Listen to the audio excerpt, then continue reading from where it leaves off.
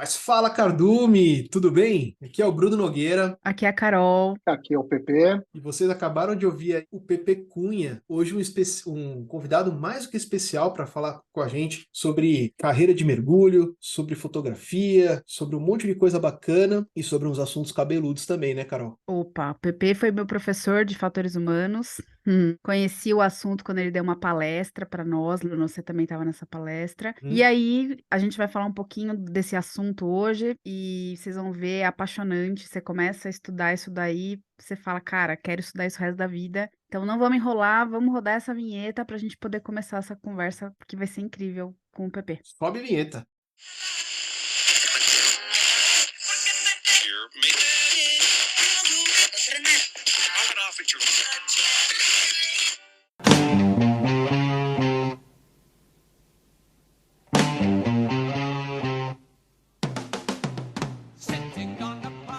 Muito bom. A gente tá ficando rápido nessa escalada, né? Não é? Também tem que ir direto ao assunto, cara. Sim, sim, às vezes a gente enrola muito mesmo. E por falar direto em assunto, Pedro Paulo Cunha, mais conhecido como PP. O Pepe, né? Eu achava engraçado o Garrett chamando de Pepe. É outra pessoa. Não consegue falar PP. Gente, qual a É dificuldade, né? coisa de gringo. É. Pepe, Pepe. Eu lembrei, quem é Pepe? É o Pepe.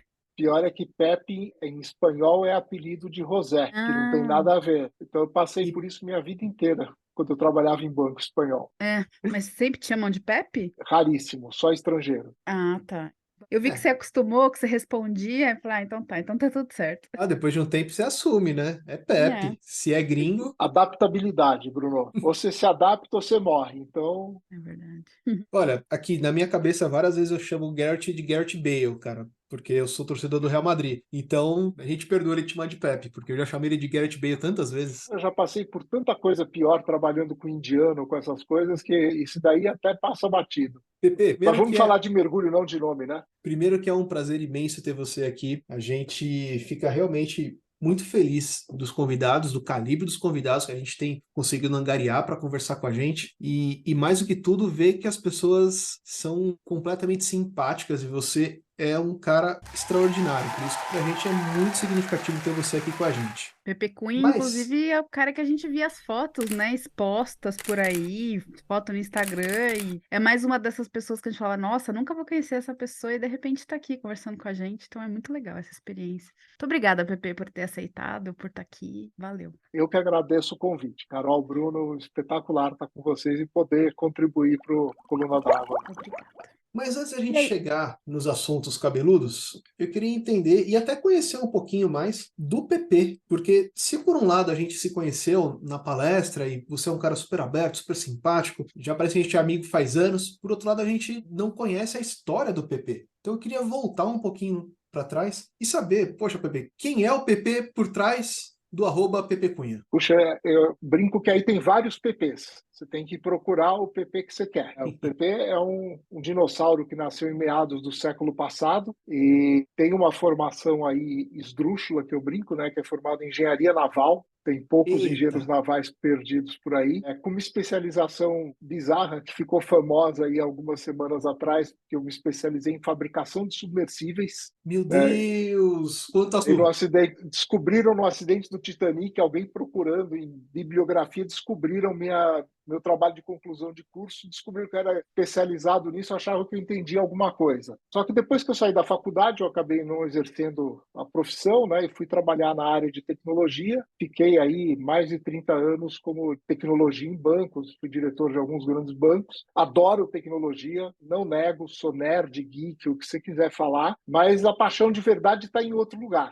A paixão de verdade está no mergulho e na fotografia. Fotografia é um negócio Legal. que eu faço desde pequenininho. Meu avô era um grande fotógrafo amador e eu aprendi desde os 4, 5 anos com ele. E mergulho é um negócio que eu sempre tive vontade de fazer desde pequeno, até que em 1983, já estava estagiando, já tinha dinheiro, consegui fazer oficialmente meu primeiro curso. E como eu Caramba. achava que ia ser, viciei, fiquei, e aí, como não tinha grana para mergulhar, comecei a dar aula. Assim, eu conseguia mergulhar de graça todo fim de semana. Então, 84 eu era monitor, que na época era o equivalente ao Dive Master de hoje. 85 eu virei instrutor e segui até 90 e tantos dando aula em escola como uma forma de mergulhar sem gastar muito dinheiro. Continuava com a vida de adulto normal e de final de semana. Infelizmente, a gente precisa da vida de adulto para sustentar aquilo que a gente gosta, né? E dependendo da época aí, tinha época que o pessoal achava que eu era fotógrafo profissional, mergulhador profissional, que tinha uma segunda carreira na área de tecnologia. Mas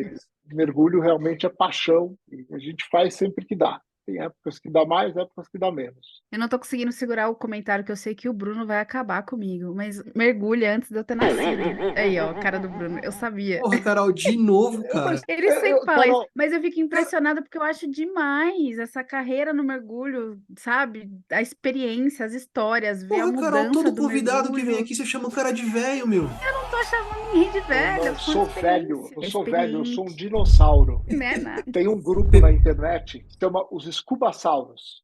Ah, é E, mesmo? pra vocês terem uma ideia, eu sou o mais novinho dos Scubasauros. Então, naquele grupo tem gente do calibre do Cláudio Guardabassi, do Alcides Falange, cara que ainda são de uma ou duas gerações antes de mim. Então, eu me sinto um jovem no mundo do mergulho. Mas eu Cara, acho eu muito quero chegar legal. numa idade avançada, tipo, mergulhando pra caramba. Porque eu acabei começando a mergulhar muito tarde. E aí, às vezes, eu paro e faço conta e falo, nossa, cara, mas eu só tenho mais, sei lá, 40 anos pra mergulhar, como se fosse pouco, né? Perdi Mas não. tempo, né? Podia ter É, mergulhado muito mais. Eu concordo, eu penso assim também. E eu fico vendo, quando a gente conversa, as mudanças que vocês viram no mergulho. E às vezes a gente se pega pensando, nossa, não entendo nada, né? Assim, não via nada acontecer, é óbvio, né? A gente mergulha, sei lá, 4, 5 anos. Daí você pega uma pessoa que começou a mergulhar antes de eu ter nascido. É até arrogância da gente querer ser minimamente conhecedor como vocês, né? Então eu acho o máximo essas conversas, que a gente aprende pra caramba. E eu aprendi a ser humilde também, né? Então, isso é muito bom. Feito esse paralelo, sabia que o Bruno ia zoar, porque ele me zoa toda vez que eu. ô Pepe, na boa, a Carol, ou ela chama a galera de velha, ou ela pede desconto em alguma coisa, cara. Só passar vergonha.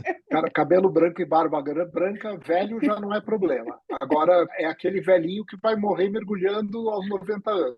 Aí é que eu Uhum. quero ver. Agora, Eu eu tenho também, eu quero inveja ser dessa essa. galera grisalha, porque a natureza me escolheu pra ser careca. Então, Não, essa sua barba aí toda branca. O que que você tá falando aí, ó? mas a parte de cima não, né? A parte de cima. Quem não tá vendo no vídeo, enfim, eu não tenho cabelo, gente. E tem uma pergunta cretina que o Bruno gosta de fazer em todos os episódios. Eu acho cretina porque, né, a gente gosta de mergulhar, mas você tem um bicho que você mais gosta de ver debaixo d'água? Eu gosto de grandes animais. Aí fica complicado dizer qual bicho. Por isso cretina, tá vendo? Mas, Porque é difícil a gente escolher. mas eu acho que eu tive duas coisas que eu faria de novo sem hesitar, são as baleias em Tonga e as mantas de Revila. Sem nenhuma sombra de dúvida, se você mandar escolher entre um dos dois, é um problema. Mas esses dois, para mim, ganham de qualquer um. Em Tonga você mergulhou scuba com baleia? Não, a apneia, snorkel, porque o scuba assusta algumas das baleias. Então eles não deixam. Então a ilha não Entendi. tinha nem infraestrutura para isso. Em alguns lugares até dá, mas normalmente o pessoal faz em apneia porque você consegue chegar mais próximo. E aquilo é absolutamente impressionante. É a experiência para mudar a tua vida. Eu vi elas pulando de longe, já chorei que nem uma criança. Imagina ficar de perto assim, fazendo snorkel. Ai, Imagina um trem de 40 toneladas passando a 1 metro de você. nossa. E te focando, né? É E ela percebe que você tá ali, né? Ela interage, as jubartes em Tonga, elas interagem com você. Eu tava uma dupla que eu mergulho bastante com ela e ela tem uma empatia com esses bichos impressionante. Ela brincava de dançar debaixo d'água e a baleia imitava. Era ridículo. Que demais. Nossa. Olha, Uma lançou uma experiência sementinha aqui. inesquecível. Põe na lista aí porque vale a pena. O que que não vale a pena, né? Cada um que vem aqui, que fala de um lugar, é um lugar novo que vai para minha lista, é um destino de viagem novo, um destino de mergulho novo. É terrível. Mergulhar faz isso com a gente quer conhecer o mundo inteiro. Mas eu não ligo não, viu, Carol? Eu Pra mim, também se não você vejo falar problema. que só tem piscina, beleza, eu tô feliz na piscina, já mergulhei no Rio Pinheiro, já Você já mergulhou no Rio Pinheiros? Aquele mergulho que é preto, né? Você não consegue ver nada. Caramba! Foi embaixo da horrível. Ponte das Bandeiras. Ou foi Pavoroso. demais? É, deve ser, né? Porque Não, é programa de índio. conta como é que foi isso. Agora eu quero saber, não sabia disso. Era uma ação, na época a gente tinha montado uma empresinha para começar a ver se dava para viver de mergulho, e a gente acabou, entre aspas, se especializando em mergulho em águas contaminadas. Fizemos meia dúzia de trabalhos aí, a empresa nunca decolou, e aí na época estava tendo uma campanha pela despoluição do Pinheiros e do Tietê, e convidaram, na verdade, fotógrafos para mergulhar em diversas partes do rio. E todo mundo foi para nascente, não sei o quê, e a gente falou, poxa, a gente tem um equipamento, vamos fazer um negócio diferente, vamos mergulhar embaixo da Ponte das Bandeiras. Nossa. E aí fizemos lá 3, 4 mergulhos de teste para ver como é que era, e no fim, no dia do evento, com o governador, tudo, meu dupla na época estava lá, todo equipado, mergulhando embaixo da Ponte das Bandeiras. Nossa, gente. Eu li sobre, não foi esse seu mergulho, mas eu li sobre, tem um mergulhador que faz com frequência esse mergulho para fazer limpeza do rio mesmo, né? Eu nem era mergulhadora, isso me marcou tanto. E eu revisitei essa reportagem que eu acho que era da Folha, porque é impressionante você pensar que uma pessoa vai, se equipa, entra nesse rio, corre o risco de se machucar, inclusive fala que às vezes corta a borracha, né? Corta a roupa de borracha, ele tem que sair às pressas. Nossa, deve ser surreal, deve ser uma experiência assim. Então, o pessoal faz aqui na barragem da Traição, que é a barragem que tem no Rio Pinheiros, né, de uma usina elevatória. O pessoal mergulha ali para limpar, é comum, mas tem coisa muito pior para admirar. Por exemplo, o bombeiro se atira no rio para salvar a vítima sem hesitar, sem Uhum. equipamento, sem nada. O cara que mergulha lá na barragem está com equipamento feito para mergulhar em água contaminada. E tem coisa que você olha assim e se fala, você vai olhar essa indústria de mergulho profissional, mergulho em água contaminada, tem gente que mergulha dentro de reator nuclear. Nossa senhora, sério Dentro de isso? tubulação, dentro de esgoto, dentro de lama, tem de Nossa, tudo. gente, nem Aí nessa Mergulhador, galera, a gente teve os mergulhadores lá que foram mergulhar em Chernobyl, né, para fazer o último, fechar as últimas válvulas, e esses aí literalmente foram pro último mergulho porque já sabiam que eles não iam voltar. E essa semana, a cidade de Paris anunciou que, como vai sediar a próxima Olimpíada, vai ser a primeira Olimpíada em Paris, que o Rio Sena vai estar aberto a banhistas, assim, normal. Então, eles conseguiram despoluir o Rio Sena a ponto de ser seguro, não é relativamente seguro, mas ser seguro as pessoas irem lá e curtir uma praia do Rio. bacana, vai dar para mergulhar no Sena, então. Gostei dessa. Uhum. Eu conheço quem já mergulhou no Thames em Londres, mas o Sena eu não conheço ninguém. É Mergulhou uma scuba no Thames? possibilidade. Gente, que legal. Eu fico super feliz com essas Para coisas. que serve, eu não sei, mas é Então, não legal. tem visibilidade no Thames?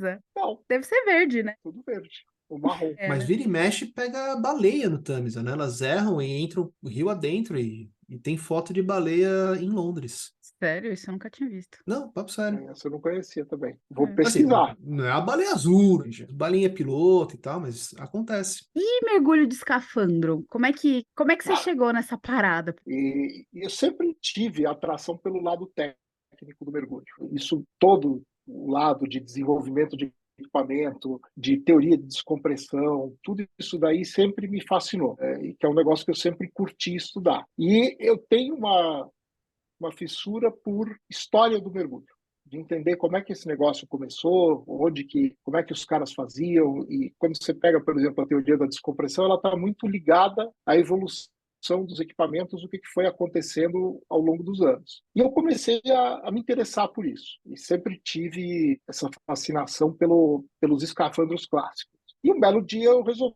que eu ia começar a colecionar equipamento antigo. Não é um negócio de outro planeta, né? Se você tem um pouco de tempo e de dinheiro, é você ficar olhando lá no eBay, nos fóruns especializados que tinham de equipamento antigo, você vai comprando uma tralha aqui, uma tralha ali, e hoje eu tenho um depósito de 30 metros quadrados cheio de tralha, Caramba, literalmente. que legal. Um amigo que me chamava de Zé Tralhão. Falar de equipamento antigo tem lá. E uma das coisas que eu sempre curti, né, tem gente que tem muito equipamento antigo, que até tem muito mais do que eu, mas é para exposição. E os meus equipamentos antigos, a maioria deles são equipamentos que estão em condições de mergulho. Então eu sempre tive essa curiosidade de restaurar. Eu tenho uma oficininha em casa, pegava os equipamentos velhos, ia caçar peça, levava um ano, restaurava e punha em condições de mergulho. E o escafandrão sempre foi um negócio que me atraiu, né? Eu falei, como é que os caras conseguiam, a gente que nasceu no mundo do scuba, né? Pensar como é que os caras conseguiam trabalhar com um negócio daqueles. mais. E eu tive uma experiência em 80 e poucos, eu estava fazendo uma visita lá na base de submarinos da Marinha e fiz uma brincadeira lá com um oficial na época de experimentar o escafandro. Ele falou: se você conseguir levantar do banco e dar 3 passos, a gente te põe na água na piscina com ele. Eu falei, beleza, vamos embora. Rio de Janeiro, verão, 40 graus. Moral da história, eu quase morri. No dia seguinte eu não conseguia levantar da cama. É quase impossível você levantar com aquilo ali sozinho e virei motivo de chacota de todos os oficiais que estavam lá apreciando a cena do garoto inventando moda, né? Mas aí foi veio a pra minha água. vingança, né? Não fui. Você Como? não consegue sair do banco, consegue levantar. Porra, mas eles deviam ter dado pelo menos um prêmio de consolação, né? Eu tive outros prêmios de consolação. Eu vi coisas na época ali na base da Marinha, quando eles montaram o centro hiperbárico, que aquilo lá era segredo de Estado, ninguém conhecia. E eu consegui isso porque eu trabalhava para a Marinha. Eu era estagiário da Marinha, eu tinha uma credencial de segurança de nível super alto, porque eu trabalhava no projeto dos submarinos. Aí conheci um monte de coisa, nem liguei para isso. Mas quando veio a oportunidade, alguns anos depois, eu comprei o meu, fui juntando os pedaços, né? Acho uma roupa aqui, um cinto de lastro ali, até conseguir completar o escafandro clássico completo. Fiz 2, 3 mergulhos na piscina com ele, que não tiveram muita graça, e é um negócio infernal, porque você realmente precisa ter gente para te ajudar que conheça o negócio. Só que um pouquinho antes da pandemia, né? A pandemia foi em 19, né? 19. Comecinho de 19, tem vários grupos no mundo que fazem mergulho com equipamento clássico. Eu sempre fui muito próximo desse grupo. E um desses grupos, o cara montou um curso completo, baseado nos padrões da Marinha, para você aprender a mergulhar com escafandro clássico. Não é um discovery, que nem eu fiz, né? De você veste, cai na água, dá uma volta. Não, era o curso completo. Você se safar de emergência, de você cair no chão e descobrir como é que você se levanta, de ficar sem ar, de ter um estouro de flutuabilidade. Aí eu não tive dúvida nenhuma. Eu peguei, fui lá, fiz o curso básico, fiz o curso avançado e saí de lá instrutor de mergulho com escafandro. Tudo por uma carteirinha.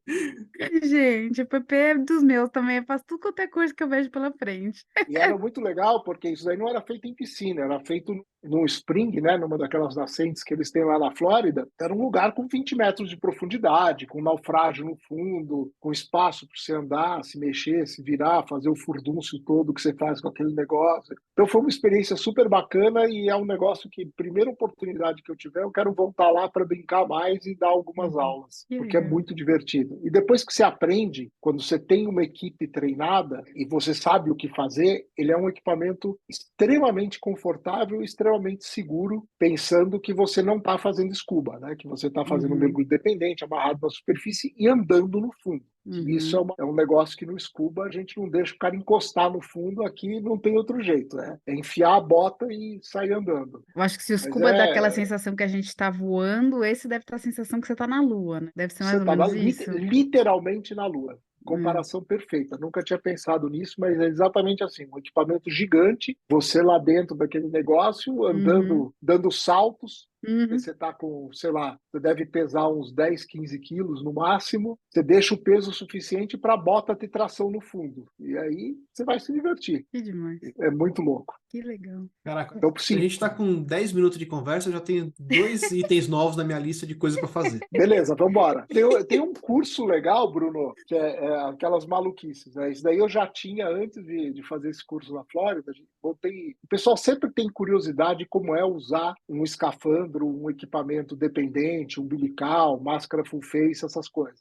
Não essas máscaras full face de recreativo, o que o pessoal usa no mergulho profissional. Já há bastante tempo, 98, eu montei um curso que a gente já deu, sei lá, umas 15, 20 turmas, de introdução aos equipamentos de mergulho profissional. Então a gente pega o pessoal e enfia numa escola que tem uma piscina funda, dá uma aulinha teórica na sexta-feira à noite, e no sábado vai para a piscina montar equipamento, tudo, e colocar o pessoal na água para montar uma estrutura de metal no fundo. Então tem um projetinho, uma missão que os caras têm que fazer, e dependendo do nível da turma, a gente põe venda nos caras, tem que conseguir montar sem enxergar nada, sem se comunicar. É super legal, o pessoal adora. Rala durante Aí, 2 dias e meio, ele se diverte. Eu não tenho habilidade técnica, gente. Eu sou uma pessoa, eu gosto de conversar, eu gosto de me colocar para montar uma estrutura metálica debaixo da água, não.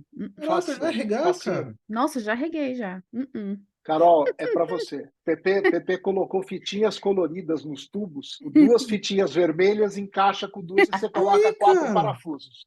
Não tem como errar, Carol. E o supervisor na superfície tem o desenho do que tem que ser montado. Então ele É. sabe o que tem que fazer. Quem sabe? Vamos ver. A hora que você lançar esse curso aí de novo, eu olho, eu vejo. Eu curto fazer curso. Quem sabe eu me arrisco. Uma equipe monta e uma equipe desmonta. Você pode ficar na parte da desmontagem. Ah, boa, boa. Essa parte eu acho que eu consigo. Pepe, deixa eu te fazer uma pergunta. Você falou que você tem esses equipamentos de mergulho antigo e tal. Vocês fazem exposição? Vocês levam pessoas. Vocês não, é você. Leva pessoas para verem esses equipamentos? Como é que funciona? Tinha uma época que eles estavam mais ou menos organizados numa sala de uma casa que eu tinha que estava desalugada. Aí até dava para levar. Hoje eles estão num depósito, não dá para ver. Eu conheço gente que tem coleções enormes em condições de ver muito melhores que a minha, mas levar é muito difícil, porque esses equipamentos às vezes você compra barato e depois você descobre que eles valem uma fortuna. E aí ninguém quer segurar, ninguém quer tomar conta.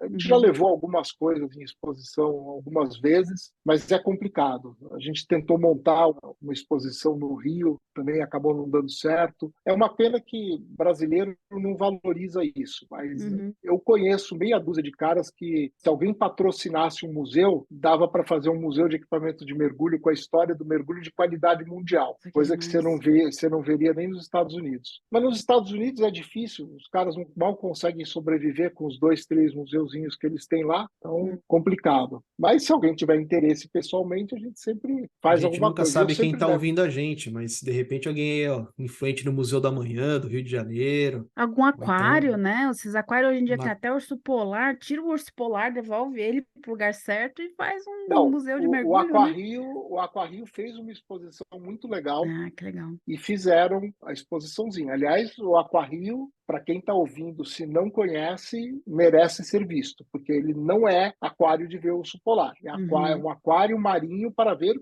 peixes. Que a gente tá para trazer os tratadores. A gente trouxe a Rafa no episódio Dia das Mães. Ela veio falar com a gente aqui, que ela é uma das mergulhadoras que cuida do aquário. E aí a gente vai trazer os tratadores também para fazerem um episódio com a gente do Então, Aquario. a tratadora dos grandes animais, né, que é a Amanda Russi, foi minha dupla de mergulho, minha aluna aí durante uns 3 anos. Eu ponho Ai, ela que no legal. podcast a hora que vocês quiserem, e Bora. ela tá todo santo dia mergulhando com os tubarões lá no tanque oceânico. Então, bora. Já E é pode colocar a super gente em gente fina. contato. Que demais, que A demais. Mandinha vai adorar. Aliás, eu Já já tá até convidada. já quero fazer um episódio sobre história do mergulho, porque eu amo escutar quando o pessoal fala de história do mergulho, então eu já quero fazer um episódio sobre isso. Enfim, esse podcast ele se retroalimenta, porque cada episódio a gente já pensa num 5, 6 novos. Anota, põe no to-do aí, vambora. Bora, bora. Agora sim, já tive uma ideia aqui. Pepe é um cara super curioso, gosta da parte técnica, gosta de estudar, gosta de fazer curso, então eu já consigo entender um pouco como é que foi esse direcionamento para os fatores humanos. Mas conta pra gente, então, como é que você chegou, porque é algo que é praticamente inédito no mergulho, né? É uma coisa extremamente nova. É um negócio maluco, né? Para quem não ouviu falar, fatores humanos, tentar entender por que o erro humano acontece, por que ele é inevitável e o que a gente pode fazer para evitar que um erro humano traga consequências maiores, né? Como você prevenir e, caso ele venha a acontecer, como você reduzir as consequências. E isso, tem gente que acha que é bom senso, tem gente que acha que é religião, mas não, isso é uma ciência, isso é estudado há vários anos em engenharia de segurança e em ergonomia, é aplicado em várias indústrias, principalmente em aviação, desde a década de 80, né, quando os caras começaram a perceber que caía avião demais e vinha aquela fase famosa, né, erro do piloto, erro humano, e ninguém explicava porque os aviões caíam. Então, essa ciência de fatores humanos e habilidades não técnicas, ela se desenvolveu muito a partir da década de 80, só que ela nunca foi aplicada com seriedade a mergulho. Ela foi aplicada em aviação, foi aplicada em submarinos, foi aplicada em engenharia nuclear, foi aplicada em um monte de coisa, mas em mergulho recreativo não. Até que há uns 8, 10 anos atrás, um cara chamado Garrett Locke na Inglaterra, que tinha já uma grande experiência com isso dentro de engenharia de segurança e como ex-instrutor da Força Aérea Inglesa, ele falou, puxa, por que eu não faço isso para o meu hobby, que é mergulho? E ele, extremamente estudioso, ele pegou e começou a desenvolver todo um trabalho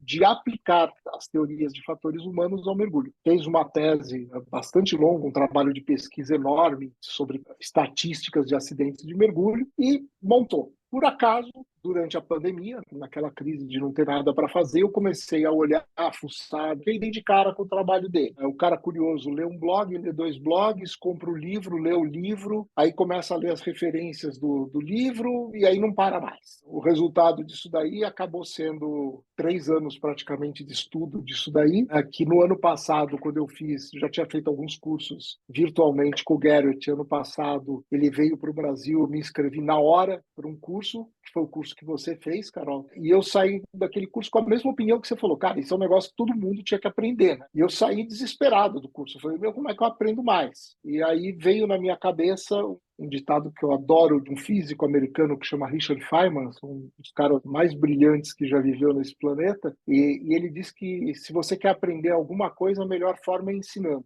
E você não escapa do crivo dos alunos quando você tenta dar uma aula e não tem conhecimento suficiente. E o Garrett, por acaso, quando eu fui perguntar para ele como é que eu seguia na história, ele lembrou desse ditado, eu falei, ele falou, beleza, então eu quero virar instrutor. Isso era começo de 2022 e esse ciclo acabou agora, em julho, quando finalmente eu consegui completar o meu aprendizado e hoje sou oficialmente um instrutor da Human Diver, que é a empresa do Garrett, um dos 12 no mundo. Parabéns, né? Antes de tudo, parabéns. Aí eu tenho Orgulho, essa porque até característica. onde a gente Louvor. sabe é o único da América do Sul, né? Na América Latina. Na América Latina toda. Não tem mais ninguém. No México tem aquela turma de Ah, é cavernas lá, verdade. tem um ou outro instrutor perdido ali, acho que tem um que está trabalhando por lá. Não é nativo do México, mas está trabalhando por lá. E a América do Norte tem alguma coisa, mas da linha do Equador para baixo, estou sozinho aqui na América. Que responsabilidade, hein? Carol, quando você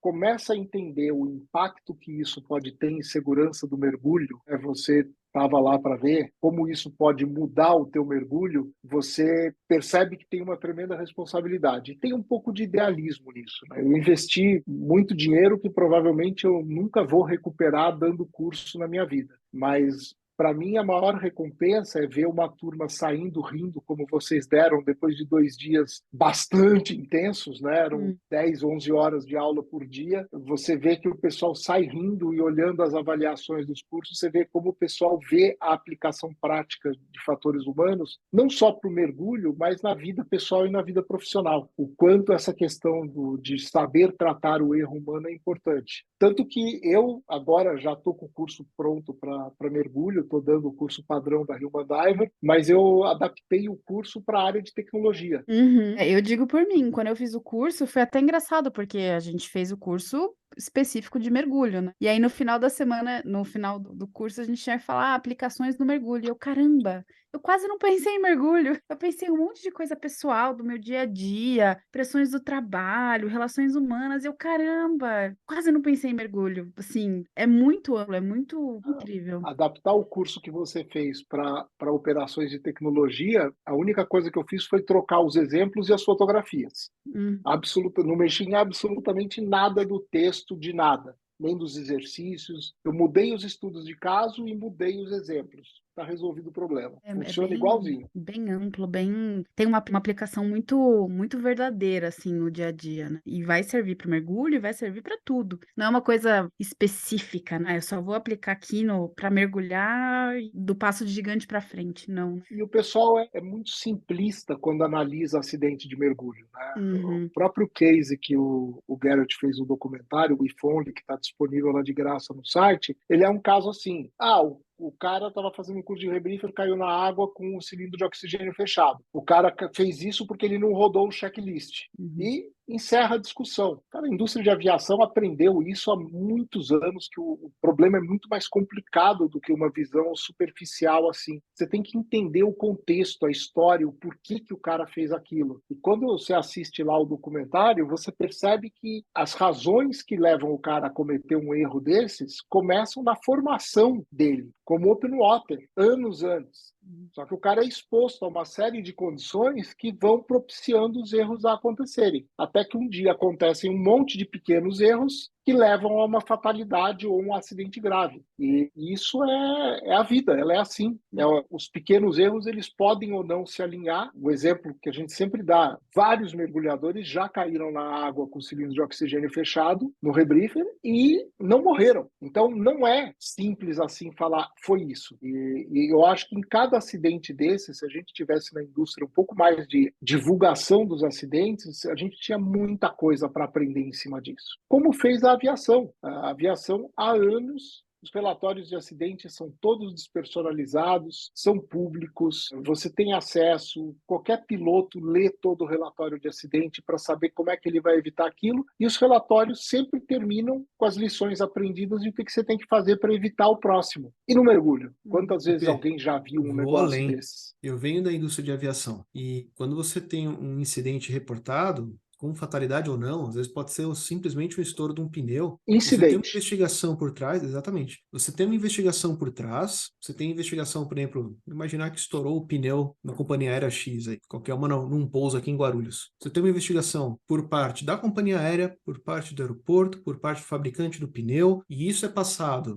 para todas as fabricantes de aeronave, para todas as fabricantes de pneu, para as outras companhias aéreas, que no fim todos esses stakeholders podem estar cometendo o mesmo erro e por uma sorte não aconteceu em outra ocasião. A gente teve aí o caso da Boeing, que teve não sei quantos anos o 737 MAX aí parado por causa de um problema de engenharia, e a Airbus revendo todos os seus projetos de A320 e 21 que tinham alguns problemas que poderiam ser similares. Então você vê toda a indústria, mesmo concorrentes, olhando para o mesmo problema. E no mergulho a gente acaba não presenciando isso. Todas as certificadoras poderiam olhar junto com os manufatores de produtos. Eu acho que você pegou um ponto legal, né? Que quando você olha, acho que a aviação talvez seja o melhor exemplo que a gente tem disso, né? Porque quando você faz uma investigação de aviação, você está querendo entender o que aconteceu. Você não está querendo colocar a culpa numa pessoa, né? Tanto que a aviação você pode conhecer muito melhor do que eu isso daí, principalmente aqui no mundo ocidental, não tem atribuição de culpa, a não ser que tenha sido uma negligência ou alguma coisa proposital que o cara fez. O que vai acontecer com as pessoas envolvidas é que elas vão voltar para um retreinamento, porque você já investiu zilhões de horas de treinamento naquele cara e o erro humano aconteceu, como sempre vai acontecer. Aí você põe o cara no retreinamento e põe ele na linha de novo. Muitos dos problemas que acontecem acabam terminando assim. E no mergulho a gente tem a cultura de esconder os acidentes. Os relatórios são confidenciais, são guardados pelas certificadoras, é uma cultura muito de disputa, né? Como o Carol conhece aí bem as disputas jurídicas, né? É um mercado que foi desenvolvido nos Estados Unidos, em que qualquer acidente que acontece, a primeira coisa que passa na cabeça das pessoas é como é que eu meto um processo para tirar 5 milhões de dólares da operadora, do instrutor, da certificadora, do fabricante do equipamento. Então você pega qualquer processo nos Estados Unidos, o cara morreu, a família vai lá e processa todo mundo da cadeia tentando tirar 1, 2 milhões de dólares de cada um. O que você aprende com isso? Absolutamente nada. Você não vai prevenir acidente com isso. Você vai criar mais regras de advogado para tirar a responsabilidade das pessoas. Assinar mais termozinhos ali dizendo: eu sei que o mergulho é perigoso, eu sei que se acontecer alguma coisa, a escola não tem culpa, o barco não tem culpa, o fabricante do equipamento não tem culpa. Não tem Ao invés da gente aprendizado. procurar sanar o acidente, a gente está procurando sanar o processo. O que, se você sanar o acidente, Exatamente. não tem que se preocupar com todo o resto, porque não tem o que processar, né? Exatamente. E é cultural, né? E isso eu acho que todos os instrutores do Garrett têm um lado idealista aí de você querer mudar o mercado, querer mudar a forma como o mercado pensa. Em algumas comunidades até tem um pouco mais de casos, né? Por exemplo, você pega mergulho em caverna. Em caverna você tem alguma análise dos acidentes, alguma boa divulgação dos relatórios, mas também não é um processo estruturado como é o processo da aviação. Eu vou ser muito filho da mãe no que eu vou falar, enfim, acho que muita gente não vai gostar, mas o mergulho é seguro, gente, né? Ainda mais o mergulho recreativo. A gente tem entre 2005 e 2016, eu estou lendo aqui um estudo que eu peguei que está na nossa pauta, tudo bem que era Estados Unidos, mas a gente teve 1,8 mortes, arredondando aí 2 mortes para cada 1 milhão de mergulhos. Então, cara, estatisticamente é muito seguro o mergulho recreativo. Então, obviamente que ninguém vai querer colocar lá na tua página de Instagram quais são as probabilidades de dar ruim. Eu entendo isso, eu entendo essa parte comercial. Agora, pelo menos nos bastidores, pelo menos na parte profissional, pelo menos do curso de Rescue Diver para cima, a gente poderia ter uma discussão mais aberta com todo mundo e analisar o que aconteceu para a gente poder achar caminhos de evitar antes das coisas acontecerem. Essa é uma mudança complexa de acontecer, né? Porque é exatamente isso que você falou. A gente teria formas de aprender, de evitar. Eu acho que você criar uma situação aí em que você tem uma cultura justa, que você tem a segurança psicológica que você precisa para fazer uma análise de acidentes, a gente teria muito a ganhar. E realmente, o número de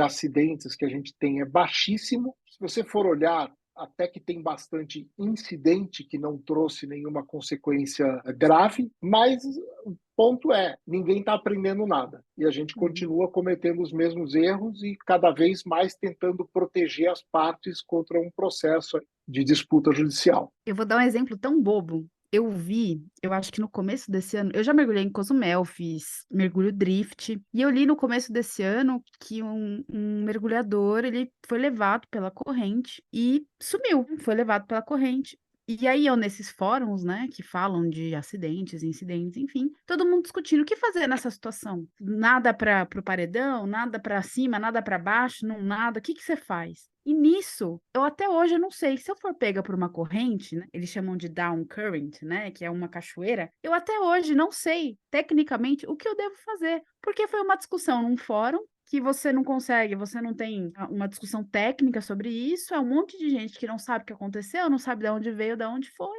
e é um monte de gente especulando e ninguém aprendeu nada. Fica. Você pegou o ponto. Esse troço, principalmente quando cai em mídia social, é um monte de gente apontando o dedo, querendo. Exato. Eu sou o cara que sabe tudo apontando aqui, e ninguém tem o contexto todo do que aconteceu.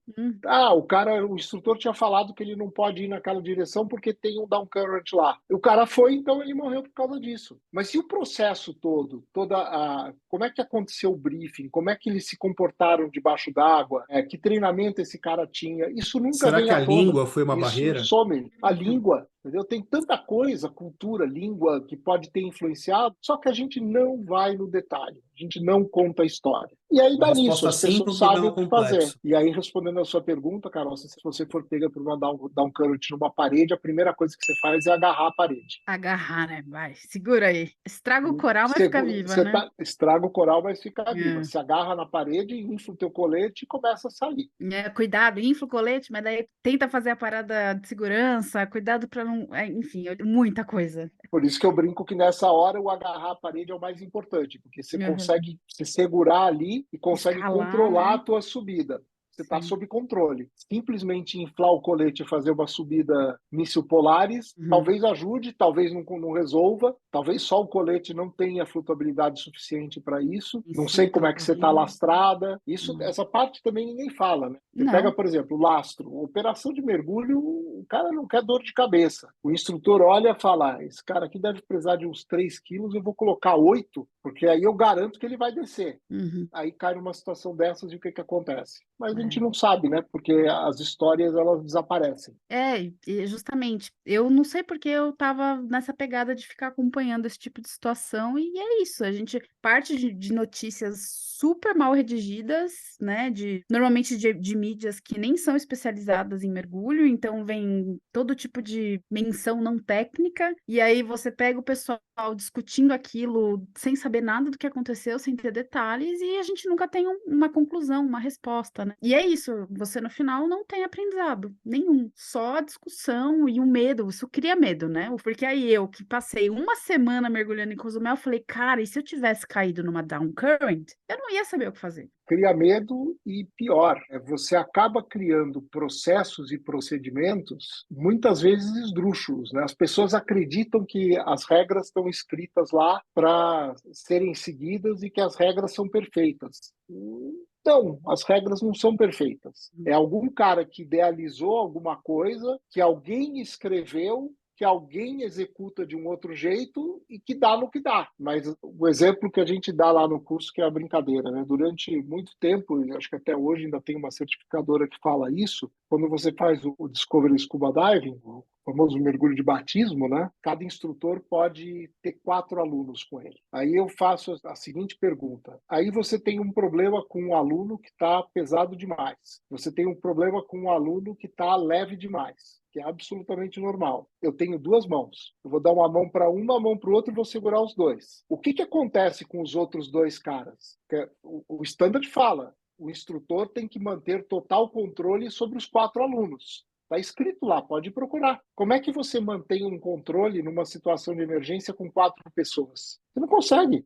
E são essas falhas que mostram o quanto a gente não aprende, o quanto a gente não olha como as coisas realmente acontecem na ponta. E isso acontece em qualquer indústria. Muitas vezes você precisa dobrar as regras para fazer as coisas acontecerem, porque as regras são tão malucas, mas tão malucas que você não trabalha, não sai do outro lado. E ninguém vê isso, ninguém olha para o resto do sistema, para o resto do processo. Eu até sei a resposta que normalmente vai ser dada para uma questão dessa. É o standard, não quer dizer que você é obrigado a estar com 4. Você vai avaliar a pessoa com quem você está mergulhando e você vai ver que essa pessoa, ela tem condições de ir em 4 pessoas ou não.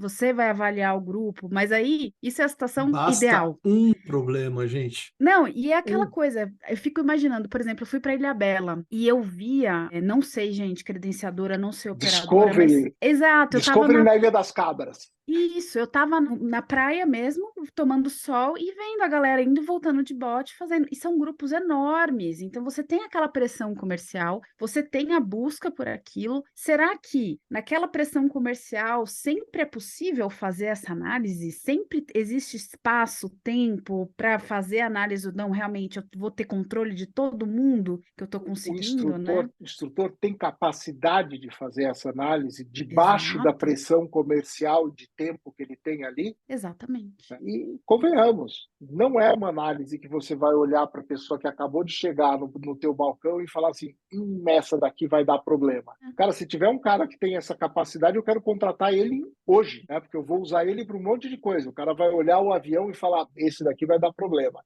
Não existe isso.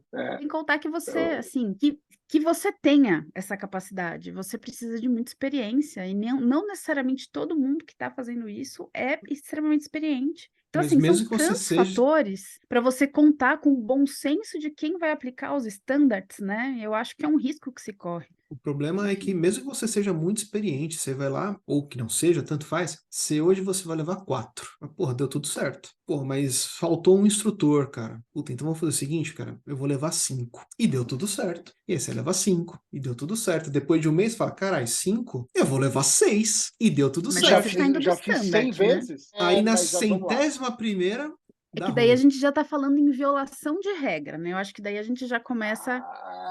Mas aí Mais é ou menos. complicado. O Bruno Porque daí, entrou num ponto... juridicamente é muito fácil. Assim, eu tô pensando assim, do ponto de vista legal. Se você tá até com 4, você tem uma defesa técnica. Mas Olha, uma ele coisa, falava em 4, eu estava tudo com bem. 4. Agora, quando você Mas fala uma em coisa 5, acabou. Uma coisa é processo, outra coisa Sim, é a eu tô vida pensando como ela juridicamente. acontece. Sim, Se o cara fala E assim, aí, tá escrito para eu levar só 4, mas eu tô levando só, 5, né? eu particularmente acho que é muito, mas muda o exemplo, Bruno. Eu comecei como instrutor, e está escrito lá no standard que é 4, que eu tenho que ter controle, e eu não estou confortável com isso. Então eu vou levar só 2. Uhum. E durante um ano eu levei 2. E o dono da loja me pressionando ali para eu levar mais. E aí falei, pô, levei 2 durante esse tempo todo, não aconteceu nada. Eu vou começar a levar 3.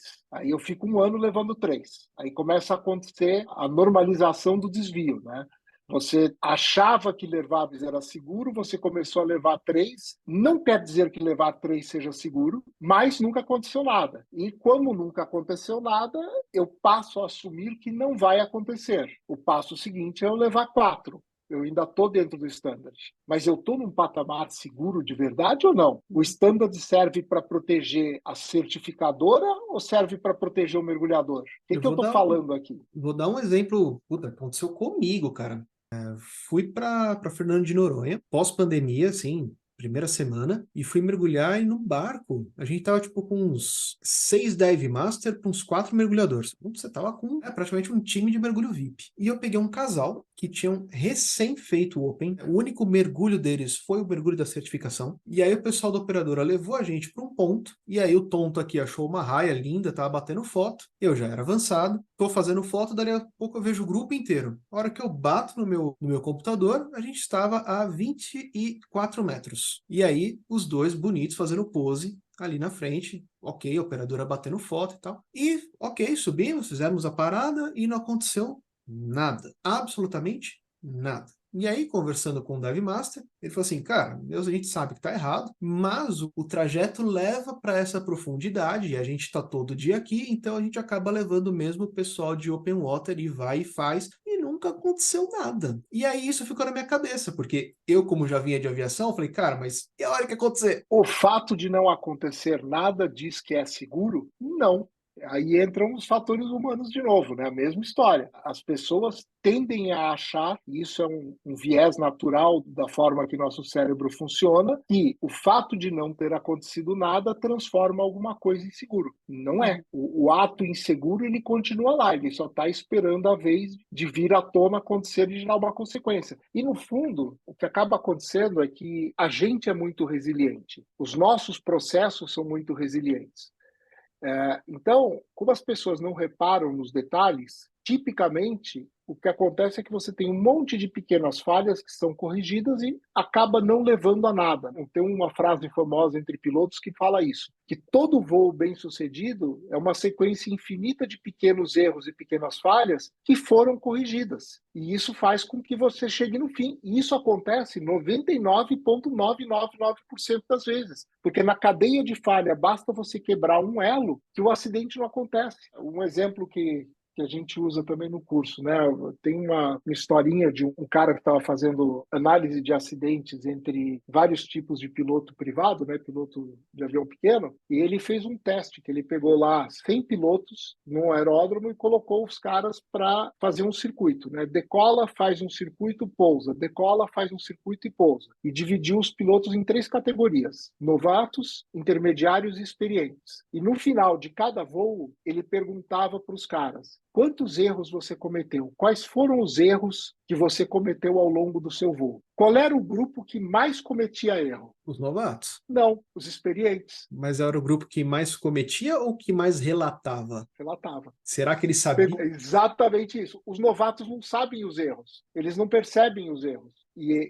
Os experientes, excelente a tua ajuda aí, os experientes relatam os errinhos que eles fizeram e que foram todos corrigidos e que resultaram num voo perfeito. Os novatos fazem um voo todo esdrúxulo e no fim chegam, usam aquele ditado, né? Qualquer pouso que você sai andando é um bom pouso. E fala, quantos erros você cometeu? Nenhum, eu fiz o circuito que você pediu e pousei. Aliás, tecnicamente não existe pouso, é uma queda controlada. Queda controlada, opa. Em um determinado momento ele perde a sustentação e vai para o chão. Exatamente. Esperamos que isso aconteça próximo do chão, né? Ai, que horror saber disso. E minha mãe não querendo que eu mergulhe, tá vendo? Ai, ai, viu? É mais Carol, perigoso chegar em Bonaire gente... do que mergulhar em... Opa, é mais perigoso você andar de motinho ou de bicicleta em Bonaire do que você fazer mergulho técnico em Bonaire. Viu, mãe? Faz uma estatística boba aí. Pensa quantos amigos seus já sofreram acidentes de bicicleta. Nossa, de E skate. pensa quantos acidentes graves de bicicleta. Eu conheço fatalidade de bicicleta, eu conheço cara que ficou em hospital 6 meses por causa de bicicleta. De acidente de mergulho próximo que trouxe consequência, eu conheço um único caso. De bicicleta eu te cito uns 10, 20. Pega teus amigos triatletas aí e pergunta qual é o risco de andar de bicicleta. Eles vão falar nenhum. E tem muito disso também que é engraçado, né? Que é a percepção do risco. Cada pessoa percebe o risco de uma forma diferente, né? A Carol, eu sei que não. Bruno, você não é paraquedista nem nada desse tipo, né? Eu já saltei, e foi aí que eu aprendi que não fala pular de paraquedas, porque eu já saltei, mas vou ser muito sincero que é uma coisa que foi uma delícia, mas se bobear, eu não faço de novo, não. Somos dois. Se você pegar quem faz wingsuit, vai ter a frasezinha, né? Você pergunta para qualquer cara que entende de engenharia aeronáutica, ou é piloto de avião, tudo, a wingsuit é um saco de morto, de nylon, que o cara se enfia dentro e pula de um morro. Não é a questão se ele vai morrer ou não. A pergunta é quando. E se você perguntar para esse cara como é que ele vê quem mergulha em caverna, ele vai falar que qualquer mergulhador de caverna é maluco. Imagina que o cara vai se meter num buraco daqueles, respirando de um equipamento que pode falhar e se enfiar 1 quilômetro, 500 metros para dentro do buraco, que ele não pode subir para a superfície se ele ficar sem ar. Então, ele vê o esporte que ele faz como um negócio de baixo risco e vê o mergulhador de caverna como um negócio de alto risco. Agora, inverte. Pega um mergulhador de caverna experiente e fala assim, cara, o que você acha do louco que pula da montanha com um wingsuit para voar a 150 km por hora do lado de um desfiladeiro, confiando num paraquedas que ele tem uma chance de puxar o negócio, abrir, ele brecar e parar. A percepção de risco é completamente diferente. E, vamos lá, o risco que tem no mergulho, ele não é mensurável assim tão fácil. Você pode mitigar, você pode fazer um monte de coisa, mas não é um risco de falha de um sistema mecânico, por exemplo. É muito mais complexo que isso. Tá muito Eu mais brinco, eu falo focado que no no humano paraquedas mesmo, a né? gente não tem muito para onde correr. Se falhar o primeiro, falhar o segundo, já vai fazendo toração, porque no mergulho a gente ainda tem uma chance, né? Eu acho que assim, o paraquedismo, se bem feito, ele é um esporte bastante seguro. Eu já não diria o mesmo do wingsuit. A chance de você ter uma dupla falha de paraquedas não é um negócio trivial. E se quando você percebe esse tipo de coisa acontecendo, né, eu não entendo nada de paraquedismo, não posso nem falar sobre isso, mas olhando a maioria dos acidentes que eu já vi, o cara está sempre fazendo alguma coisa que aumenta muito o nível de risco da brincadeira. A história do cara tá fazendo acrobacia, dando looping com paraquedas, aí o cara se enrola no paraquedas e não consegue se soltar para puxar o reserva, umas coisas desse tipo, mas é um esporte extremamente seguro. Já o wingsuit, a estatística Ah, é bizarra. é tipo aqueles caras que sonham em ser aquele esquilinho, né? Que pula de uma árvore para outra. Só que o esquilinho pesa o quê? 30 gramas. E ele é feito Aí pra o isso, né? cara, Fisiologicamente. mas a roupa foi copiada do esquilinho, então beleza, Uhum. deve funcionar. O Ai, Titanic meu era Deus. inafundável, beleza. Mas a gente não pode assustar o pessoal também, né? Mergulho é extremamente seguro. A gente, quando fala nos cursos de fatores humanos, a gente está muito mais falando em evitar incidentes do que acidentes. O mergulho recreativo tem um índice de segurança invejável, muito melhor do que muitos outros esportes que tem aí, montanhismo, até corrida de aventura. Eu tenho Se um amigo bobear, da até esses faculdade que esportes morreu super numa corrida de cotidianos, bicicleta, futebol, corrida no parque no final de semana, e as coisas que a gente fala que é normal, entre aspas, pô, eu mesmo já me quebrei inteiro jogando bola. Não que eu saiba jogar E eu bola, corrida acho de que mas rua. as mortes no mergulho, a maior parte delas, no final, estão mais ligadas a condições de saúde, né? Assim, eu acho que quando a gente. Pelo menos as relatadas, não sei, tô falando besteira? Parcialmente. Tá. Parcialmente. Porque quando você olha a causa-mortes lá nos registros legais, Afogamento, né? não tem muitas opções para o cara colocar, né? Afogamento. O cara fez a autópsia, encontrou água no pulmão, morte por afogamento, ponto, registra lá no BO, encerrou o Uhum. assunto. De novo, a gente não está olhando a história, né? O que levou o cara a se afogar. Uhum. O Garrett tem uma pesquisa muito legal, que ele pegou lá 1.000 mergulhadores e fez o cara listar quais foram as situações que já tinham acontecido com ele durante um mergulho. E essas situações são incidentes, tipo chegar na superfície com menos de 50 bar, se enroscar em alguma coisa debaixo d'água, se separar do duplo e ter que fazer uma subida solo, coisas bobas. Meu, fácil assim, os primeiros itens da lista, você tem lá 40, 50% dos mergulhadores dizendo que já aconteceu com ele uma vez. pelo E menos não uma teve vez, né? consequência nenhuma, pelo menos uma vez. E aí ele faz a outra pergunta. Tá bom, nesses incidentes que você relata que já aconteceram com você, quantas vezes você teve a influência de fatores como complacência, né? Você já é muito experiente em alguma coisa e você começa a relaxar quando você está fazendo aquilo. Coisas como fazer algo para o qual você não estava treinado, fazer algo num ambiente que não é o ambiente onde você foi treinado. E você começa a olhar que esses são os tais dos fatores humanos que estão envolvidos em todos esses acidentes. Não dá para falar assim, aconteceu por causa disso, mas que com certeza esses fatores estão sempre envolvidos nessas histórias. Acho que esse exemplo que o Carol deu, se você pegar, por exemplo, a operação lá tem uma operação, vou citar o nome aqui, nas Bahamas, super famosa, que ele atende mergulhadores credenciados e ela atende o pessoal que faz turismo dos grandes navios de turismo que encostam em Nassau todos os dias. Tá? Todo dia você olha lá no porto, tem 5, 6 navios de 2, 3 mil passageiros lá parados. E um monte de gente sai para fazer o Discovery, ou é aquele cara que fez o Open Water há 10 anos e chega naquela água linda e quer mergulhar, e morre gente pra caramba. Morre, o cara tem um infarto debaixo d'água, tem 1000 coisas que podem acontecer. São caras que não tinham a menor condição de estar lá, mas então,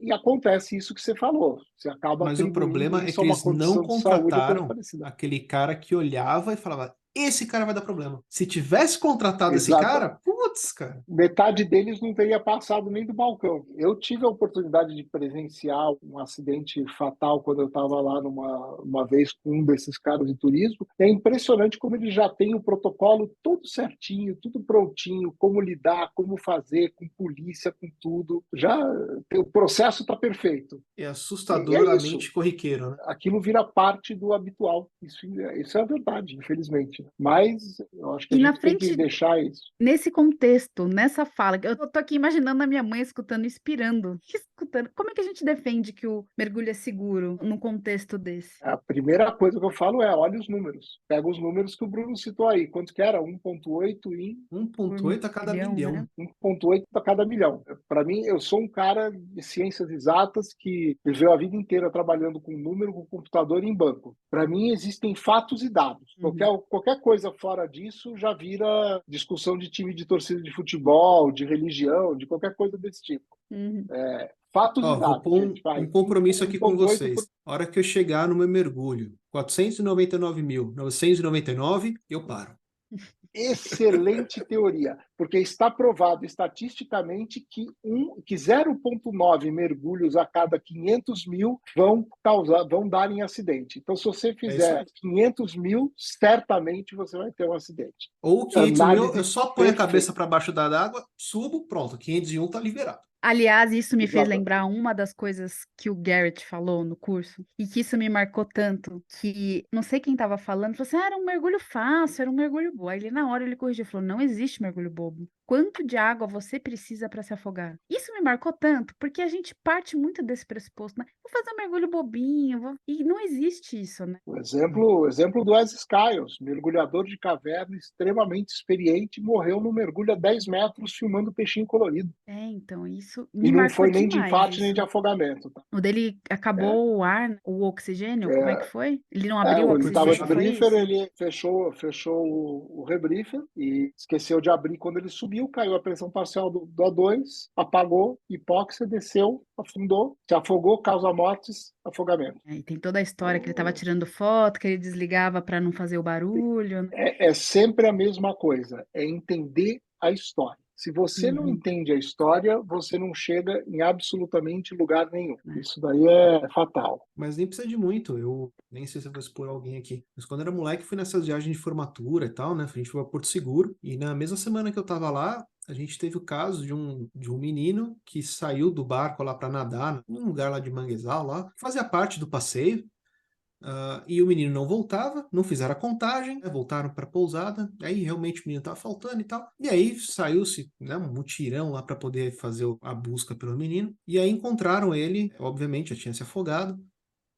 Ele prendeu o pé numa raiz, não conseguiu soltar e literalmente ele morreu a 4 dedos da superfície. Nossa, que Não coisa. tinha, a mão até saía, mas não tinha como respirar. Ai, gente, tá muito Minha pesado esse mãe episódio. Não, Buda, vamos falar de coisa mais. Ruim. Pessoal, vamos fazer o curso de fatores humanos, aprender que é muito melhor do que isso, aprender que tem como evitar essas coisas. Exatamente. Não se Mas acho que transforme numa estatística. Vamos embora. o grande Exato. ponto é a gente usar essas histórias para entender o que aconteceu. Então, quanto mais passos para trás a gente vai dando, quanto mais a gente vai se perguntando, tá, beleza, por quê? Mas por quê? Por que que a pessoa desligou o suprimento de oxigênio? Por que que ele precisava tanto tirar foto dos peixes? Por que que ele não preferia um circuito fechado? Por que que ele estava sem dupla? Por quê? E aí você começa a se questionar e fazer a figura maior. Porque é isso que a gente realmente precisa no final do dia. Quem já trabalhou com segurança e com análise de acidentes tem essa técnica que você mencionou, que são os 5 porquês.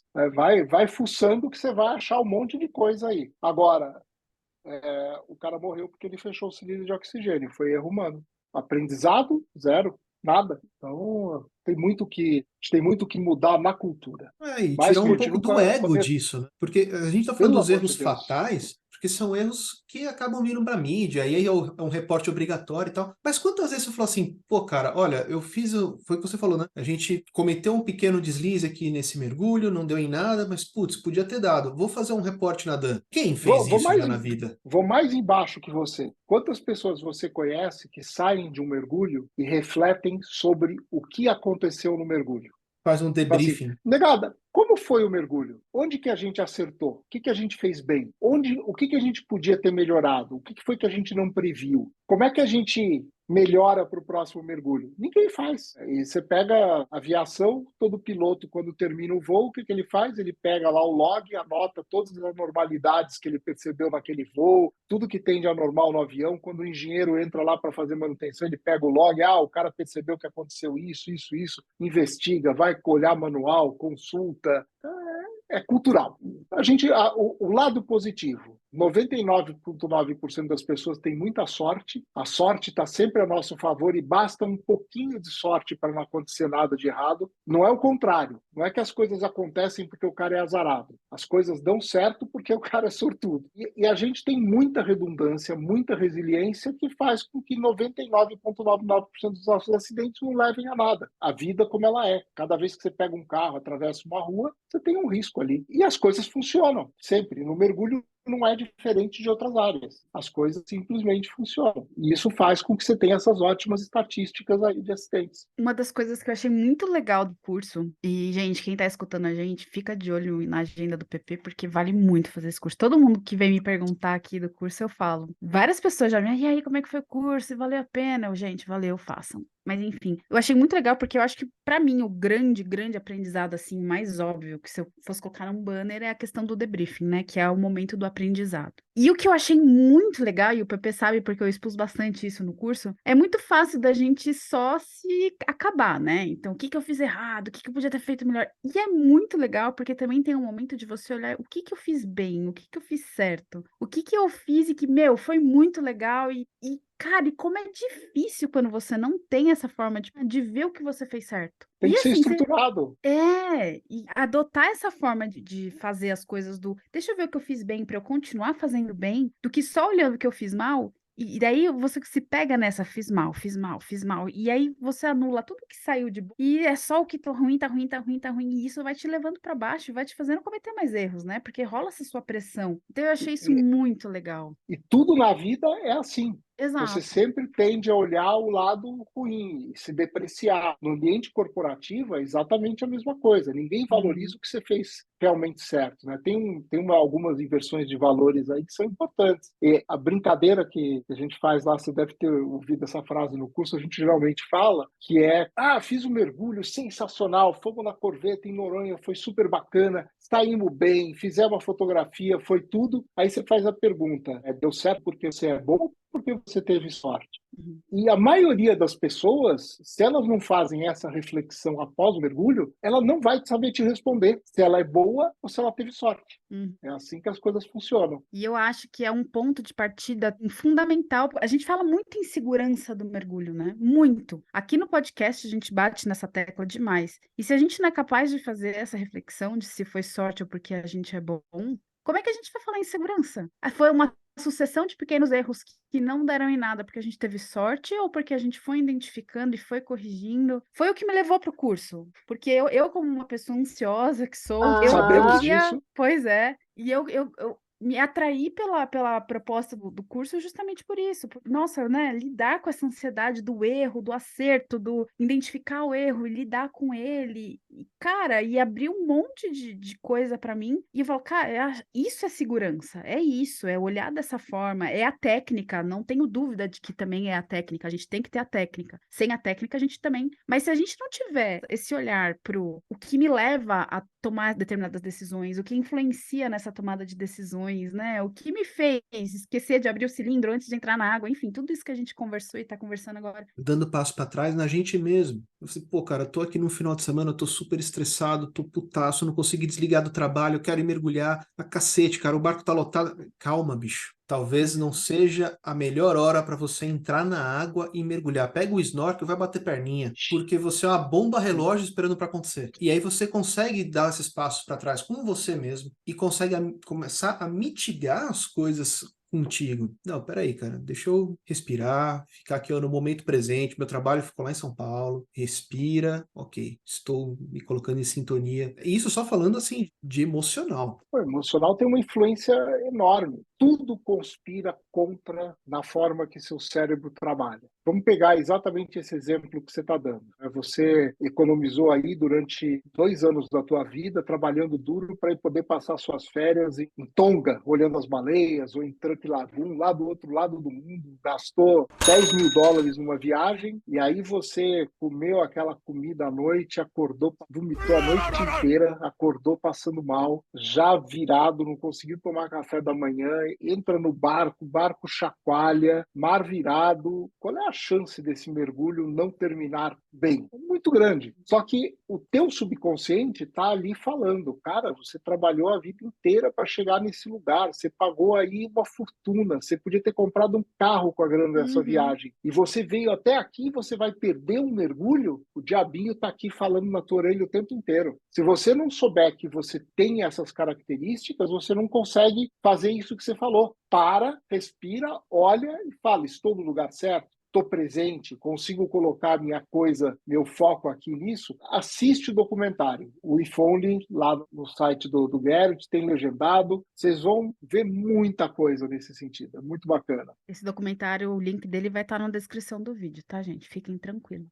Eu me pego várias vezes desde que a gente fez o curso, sai desse sistema e vai, presta atenção, não é para pensar automático agora. Então é muito legal como dar uma virada de chavinha assim, coisas que eu fazia assim, não, peraí, agora é hora de focar, não é hora de fazer no automático. E eu tava comentando isso com o meu marido, inclusive, ontem, que eu cheguei do curso. E é tanta informação, é muita coisa. Eu cheguei acabada em casa. E ele perguntou: e aí, o que você aprendeu? Eu falei: não tenho condições. Não dá, não consigo elaborar. Até eles perguntaram no domingo, né? E aí, gente, como é que foi? Eu falei: gente, olha, eu preciso de uns dias para elaborar, não consigo falar o que eu aprendi. E agora, com o passar dos dias, as coisas estão encaixando. E eu vejo pensando no curso, falando: olha, do curso, né? As coisas estão sedimentando aqui. É intenso. É bem intenso, é bem intenso. É Cara, muito deixa legal. eu fazer uma digradação aqui, porque eu acho fantástico. Eu sou um cara que fica muito na esquina entre exatas e humanas. É Você fica tão na muito na esquina que esquina? eu. É.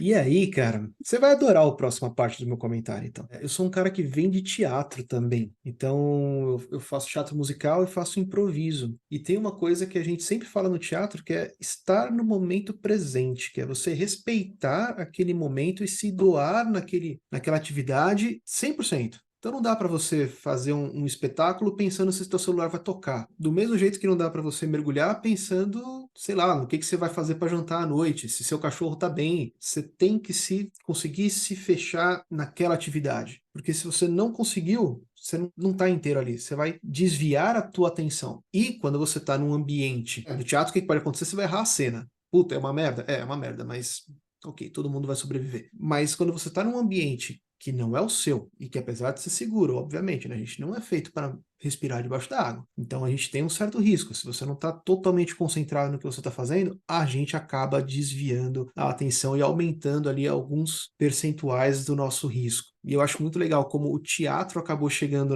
nessa conclusão por um caminho completamente diferente do que o estudo de fatores humanos, que é completamente exato. Mas no fim a gente chega nas mesmas conclusões. Eu acho isso incrível.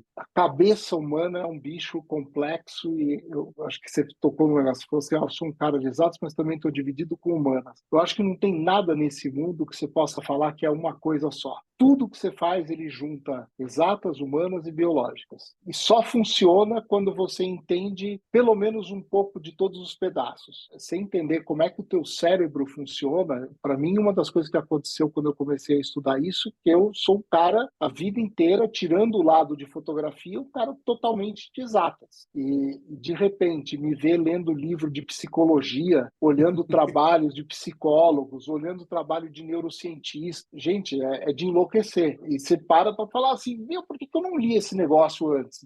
A Carol falou aí de Sistema 1, Sistema 2, é o livro do Daniel Kahneman, né? O Pensando Rápido e Devagar. E não adianta, você não vai aprender essas coisas no TikTok. Eu não me sentia nem seguro o suficiente para fazer DM com 40 mergulhos. Imagine, é o pré-requisito para você ser dive master, é a vida das pessoas na sua mão. Enfim, um esclarecimento técnico. Eu acabei de falar em conhecimento técnico e soft skills. Você consegue falar para a gente mais ou menos diferenciar? Porque tem um debate, eu me lembro até na aula a gente conversando sobre isso, né? A gente conversando lá entre nós e o que é mais importante? É ter o conhecimento técnico ou ter esse conhecimento dos fatores humanos, enfim. Qual que é a diferença de um e de outro? Como eles se complementam? Primeiro, assim, você não vai ser bem sucedido se você não tiver os dois. O conhecimento técnico, né, as habilidades básicas que você precisa para mergulhar são absolutamente essenciais. Quanto mais bem aprendidas você tiver essas habilidades, mais dominadas, mais fácil fica o seu mergulho. Então, o que a gente está falando de habilidade técnica? Como é que você respira do regulador? Como é que você purga um regulador, por exemplo, que entrou água? Como é que você desalaga uma máscara? Como é que você nada? Como é que você faz uma navegação? É basicamente tudo aquilo que você aprende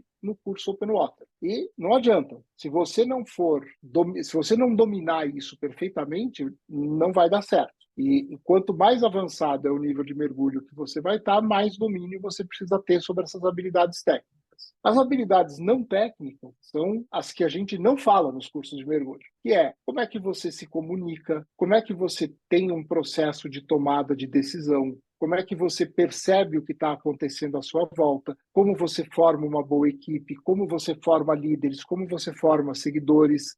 Todo esse processo são as habilidades não técnicas ou soft skills. Como o mundo corporativo adora falar em soft skill, principalmente quando fala em trabalho em equipe e comunicação, mas o troço é muito mais abrangente que isso. Para poder fazer alguma coisa bem, você precisa dos dois. Você precisa ter o domínio do técnico para liberar a tua capacidade cerebral, né? Aquilo ser um troço automático para você poder pensar nas outras coisas. E então você tem que ter sempre um equilíbrio para aquele nível de mergulho que você está fazendo entre o técnico e o não técnico. Quanto mais avançado você está, mais desenvolvidas você tem que ter as suas habilidades dos dois lados.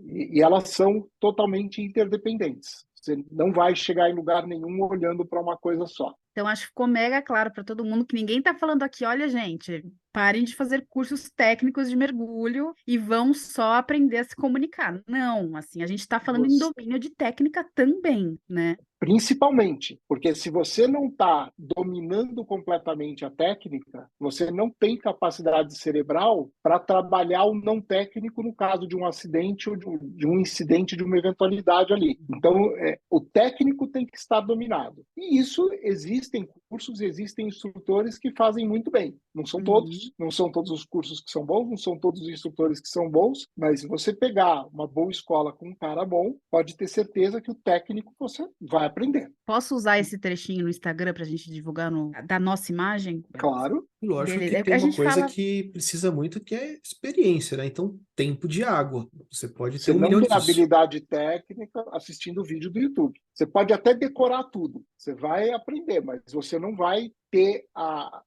a tua habilidade mecânica, né, aquele negócio da repetição, de você ter feito várias vezes alguma coisa, prontos para serem usados quando você precisa, né? Tem que ir para a água, tem que ganhar experiência. Por isso que eu sou um cara, eu defendo veementemente o tempo certo para o cara progredir na carreira de mergulhador. Não é fazer o Open Water e aí fazer o Advanced, e aí fazer o Master, e aí fazer o instrutor e tudo corrido um atrás do outro. E querer ser técnico, a gente brinca. Né? Tem gente aí que o cara começa a mergulhar num dia, um ano depois o cara está mergulhando de rebriefer. Quanto que a habilidade mecânica do cara está refinada para isso, quanto que o cara formou modelos mentais para lidar com situações diferentes. A gente fala bastante disso lá no curso, né? Você ter os modelos mentais.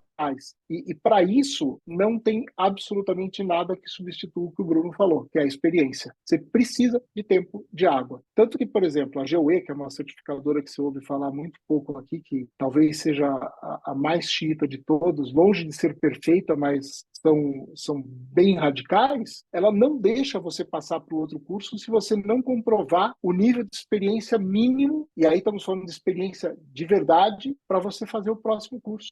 E é comprovado. Eu quero ver o logbook e eu quero o depoimento dos instrutores com quem você mergulhou. Na vida real do mergulho, a gente não vê nada disso, né? Ou seja, o que Deus quiser. E aí, sobre os cursos, não é porque você pode fazer que você deve fazer. Ninguém está te obrigando a fazer o avançado. Não, você vai falar assim, está na hora ou não. Praticamente você vai pedir para vir o curso. Ok, já estou dominando, agora eu quero uma carga maior de responsabilidade, de conhecimento, de prestar atenção em outras coisas. Tem uma frase que eu adoro, uso essa daí há faz tempo no mundo corporativo, né? Que a nossa vida ela oscila entre três coisas: querer, dever e poder. O certo é quando você tem os três e aí você faz alguma coisa. Mas querer e poder não significa que você deva, dever e querer não significa que você possa, e poder e dever não significa que você quer. E é difícil você alinhar as três coisas. Então, principalmente no mundo do mergulho, quando você fala desse negócio da experiência, a parte do dever é complexa, porque se o cara tem dinheiro, ele quer e ele pode. A questão é se ele deve. É uma série de pressões, né? Às vezes é o cara da escola que está instigando ali para poder te vender um curso a mais, ou então é você que está querendo dar um passo mais rápido do que você realmente deveria, ou então é o teu amigo do lado que quer fazer uma viagem e meio que te pressiona, e fala, putz, cara, não posso ficar para trás. No fim, tudo isso é considerado fatores humanos, não? Claro, e o sistema do mergulho ele é perverso. Ele é um sistema criado para a certificadora ganhar dinheiro. É assim que o mercado funciona, é assim que o processo está desenhado. Um dia eu estava vendo um desenho daqueles que mostra a sequência de cursos de uma certificadora. Cara, são 50 quadradinhos para o cara fazer, das especialidades mais esdrúxulas que você pode imaginar. E aí você põe lá as escolas com a pressão para ficar vendendo cada um daqueles cursos. Não tem como um negócio desse dar certo. Cara, eu não fiz tanta matéria assim quando eu fiz faculdade de engenharia. Eu não fiz tanta matéria e tanto curso assim quando eu tirei os meus 2 MBAs. Como é que no mergulho a gente cria um negócio que você tem 50 especialidades, cada uma que tem uma carteirinha? Impressionante. Feito para não funcionar. Mas é o que a gente tem aí, que a gente está querendo educar e mudar. Vamos em frente. São as pressões, né, que a gente fala tanto, as pressões comerciais, e é um vespeiro de mexer, né, porque a gente sabe que falar sobre isso pega, bastante gente se dói. E o pior de tudo, né, dói porque você está mexendo no bolso. É claro, né, é a profissão de muita gente, né, então, é como as pessoas ganham a vida. Acho que tem uma falha aí que aconteceu no mundo, né? O mercado de mergulho no mundo é um mercado esquisito, é um mercado que já estou aqui desde 83, acho que desde 88 que eu olho isso com muito cuidado, estatística todo ano. É um mercado que não cresceu nem de longe o que cresceram os outros esportes de aventura, né? Os chamados esportes de aventura. E isso talvez se deva ao fato de que ele não devesse crescer mesmo.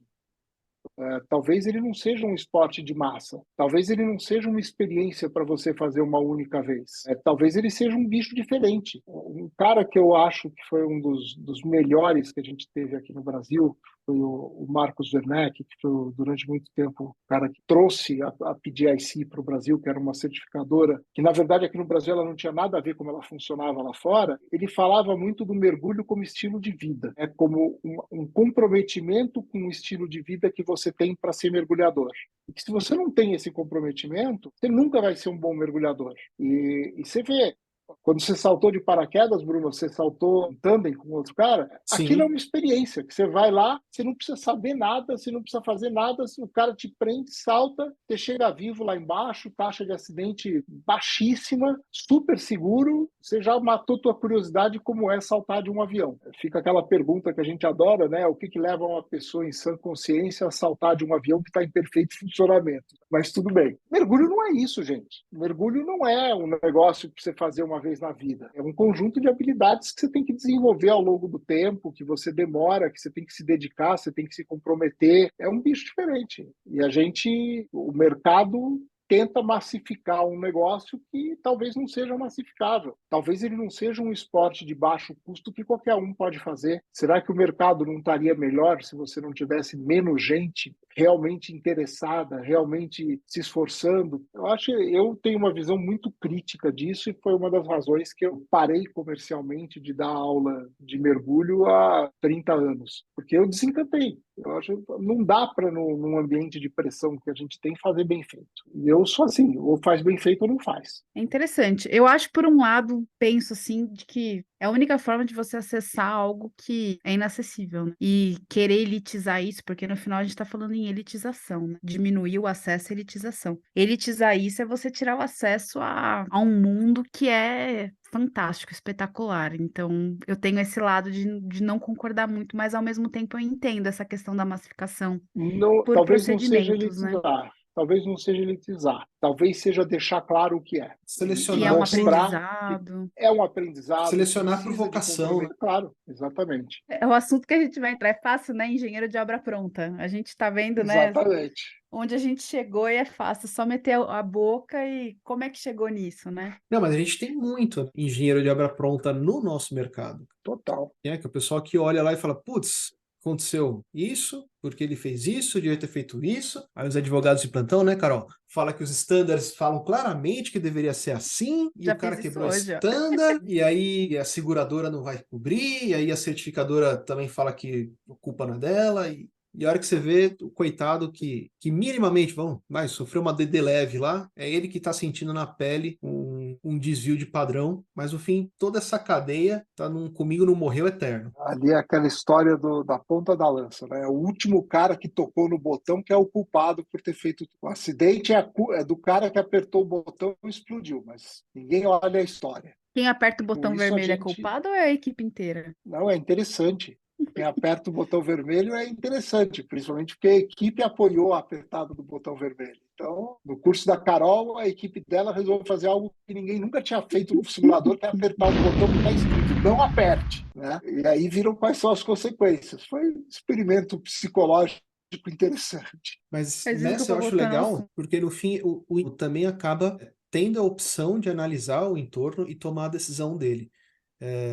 Tem um exemplo clássico aí na Guerra Fria, que teve um erro de radar nos equipamentos russos, né, da União Soviética, e aí parecia que estavam vindo uma série de mísseis para atacar Moscou, e foi dada a ordem para a bateria antiaérea russa ser acionada e, ao mesmo tempo, fazer um ataque a Washington. E o cara lá que estava para apertar o botão, ele falou, não, peraí, cara, tá muito estranho, essa rota dos mísseis não tá certa. E no fim, era tipo, nada, era um erro de radar, e o cara decidiu não apertar o botão. E poderia ter, cara, a gente poderia não estar tendo esse papo aqui hoje. E por uma alma iluminada, o cara falou, não vou apertar esse botão. Então, no fim, esse cara olhou todo ao redor, analisou todos os dados, ele não tinha todas as respostas, mas ele preencheu ali o gap com que ele tinha muito conhecimento e preencheu com o que tinha para poder tomar a decisão de ir até contra a ordem superior e não apertar. E a gente agradece muito, embora ele tenha se ferrado na União Soviética. Provavelmente foi penalizado de alguma forma injusta. Infelizmente a nossa cultura como um todo, né, no mergulho, no mundo corporativo, não é uma cultura de aprendizado com erro.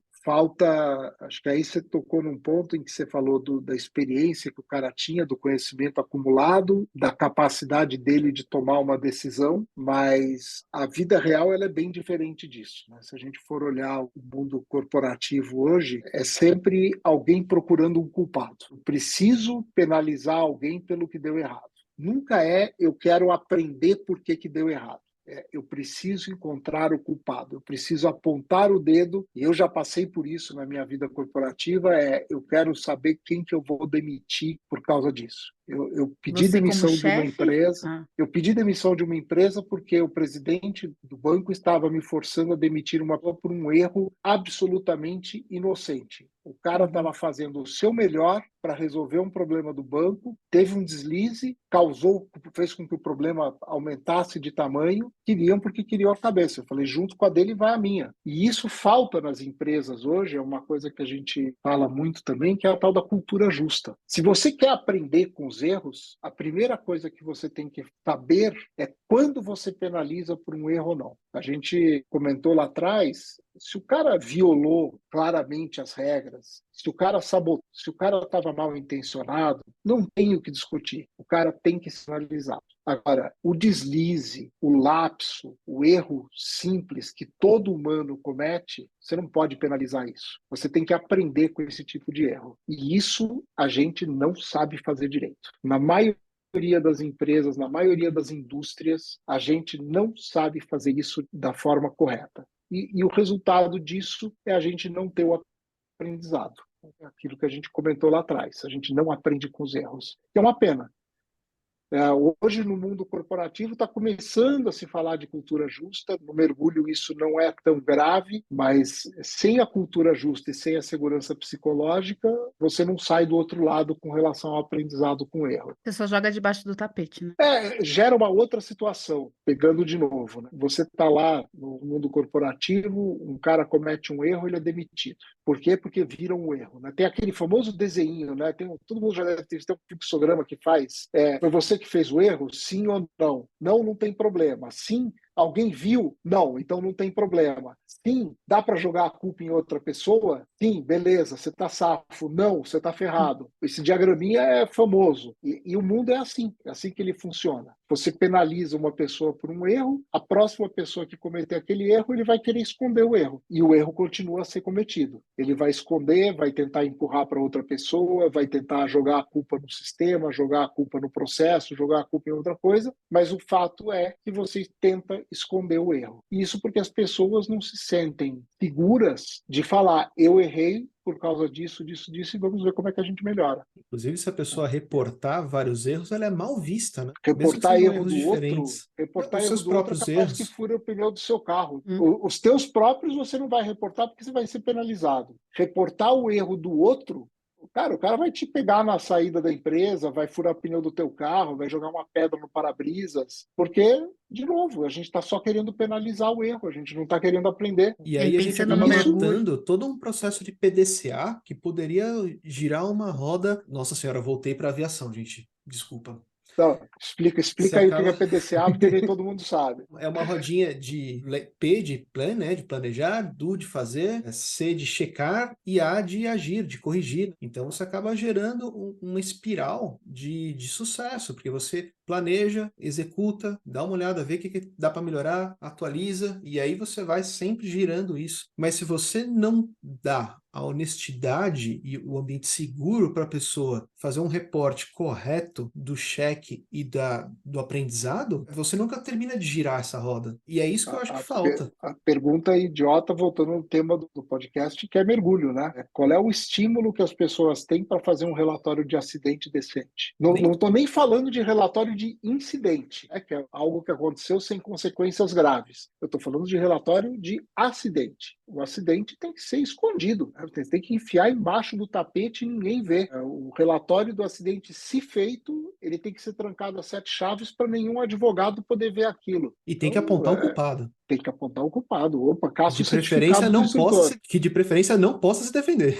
e isso alimenta tudo aquilo que a gente conversou já, né? Então você não investiga de uma forma pública, né? Você não torna resultados públicos, você instiga a curiosidade dos mergulhadores, sejam eles profissionais ou não, né? Então, desde os instrutores até os mergulhadores que estão lá só pelo lazer, ficam instigados, eles vão na rede social, eles começam a dar opinião, mas eles não têm dados, aí isso vira um ciclo vicioso de desinformação, né? E aí você cai num outro negócio que é super complicado, que é a segurança psicológica. A gente começa o curso, Carol viu isso daí, a gente começa o curso falando, todo mundo aqui vai falhar em algum momento, não tem problema falhar é legal, a gente aprende, todo mundo está aqui para aprender, inclusive os instrutores. Eu aprendi demais nos cursos que eu dei para vocês. Vocês trouxeram um monte de coisa bacana para a gente de exemplo. Mas isso no mundo do mergulho aí traz o negócio que vocês tocaram aí, que é o ego, que é o machismo. O quanto de intimidação você tem num barco de mergulho que faz com que a pessoa se sinta intimidada e não fale que está desconfortável ou não faça uma pergunta com medo de parecer ignorante na frente das outras pessoas, com medo de parar na internet e ter 500 tirando sarro dela porque ela falou uma besteira ou fez uma besteira. E o quanto que isso faz com que as pessoas não falem, não digam se estão vendo alguma coisa de errado, não perguntem se tem alguma dúvida ou alguma dificuldade. Quantos barcos de mergulho a gente já viu que você tem um marido dominante com uma esposa mais submissa colocada no barco e ela está fazendo o curso de mergulho porque o marido quer que ela faça e o marido não aceita dizer não. Gente, a gente está no século XXI. Eu vejo isso toda vez que eu saio de mergulho. Vou num barco grande e tem um caso assim acontecendo. Quantos daqueles... Já vi instrutor que se orgulha de ter feito aluno chorar. Nossa. Né?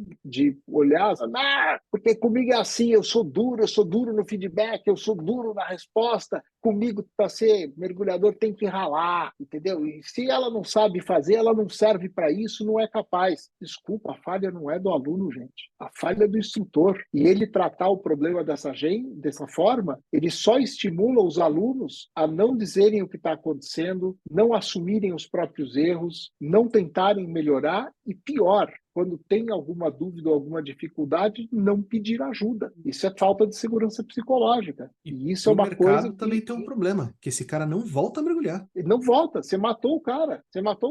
Ele pega ódio. Eu conheço gente que desistiu de mergulho por causa assim. Cara, o papel do instrutor é ensinar, é educar. E dessa forma você não educa. Não estou dizendo que você tem que pegar leve nos exercícios, que você tem que pegar leve nas avaliações, mas eu estou dizendo que você tem que saber como tratar com o aluno. E fazer um negócio desses, para mim, é pura incompetência do instrutor. Mas digo mais, o que você psicológica pode é fazer de fundamental. pior, de mais ameaçador para o instrutor numa aula de mar? Ele fala, você fez uma cagada, eu vou fazer aqui um reporte de quebra de standard. E aí a certificadora vai te chamar a atenção e você vai perder a sua credencial de instrutor. Cara, beleza, pode ser que o cara realmente mereça perder a credencial dele de instrutor. Mas quantas vezes a gente não pode falar assim, pô, cara, não é exatamente aqui um incidente, é uma coisa de quebra totalmente de standard, mas a gente ajuste de conduta. E você não tem um canal para você falar assim, gente, olha, putz, está acontecendo isso daqui, precisa ser ajustado, precisa ser revisto, precisa ser pesado, precisa ser reavaliado. Não, cara, você vai chegar e já vai meter uma quebra de standard no cara, e é tudo muito opressor. Então você não está criando uma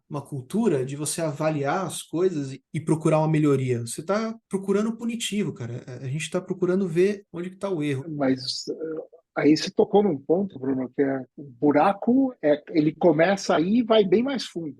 O próprio esquema de remuneração ou de premiação, ele não valoriza a qualidade. No mundo do mergulho, eu quero saber eu quero que me mostrem os relatórios de avaliação de qualidade das escolas e dos instrutores, publicamente. Quero saber quem faz isso. O que você avalia e o que você premia, infelizmente, é performance. E performance nesse mercado igual a número de alunos formados. A escola que ganha o prêmio é a escola que formou o maior número de alunos. O instrutor que ganha o prêmio, que ganha lá a medalhinha, é o que formou o maior número de alunos. Eu quero saber quantos desses alunos continuaram mergulhando depois. Eu quero saber o que esses alunos acharam desse instrutor. Eu quero saber o quanto desses alunos aprenderam com esses instrutores. Ninguém olha para isso. Essa é a verdade do nosso mercado. Mas deveria, porque esse mercado sobrevive do retorno, da fidelização. E aí eu não Ninguém estou ganha nem falando de dinheiro fatores dando curso de humanos. open water.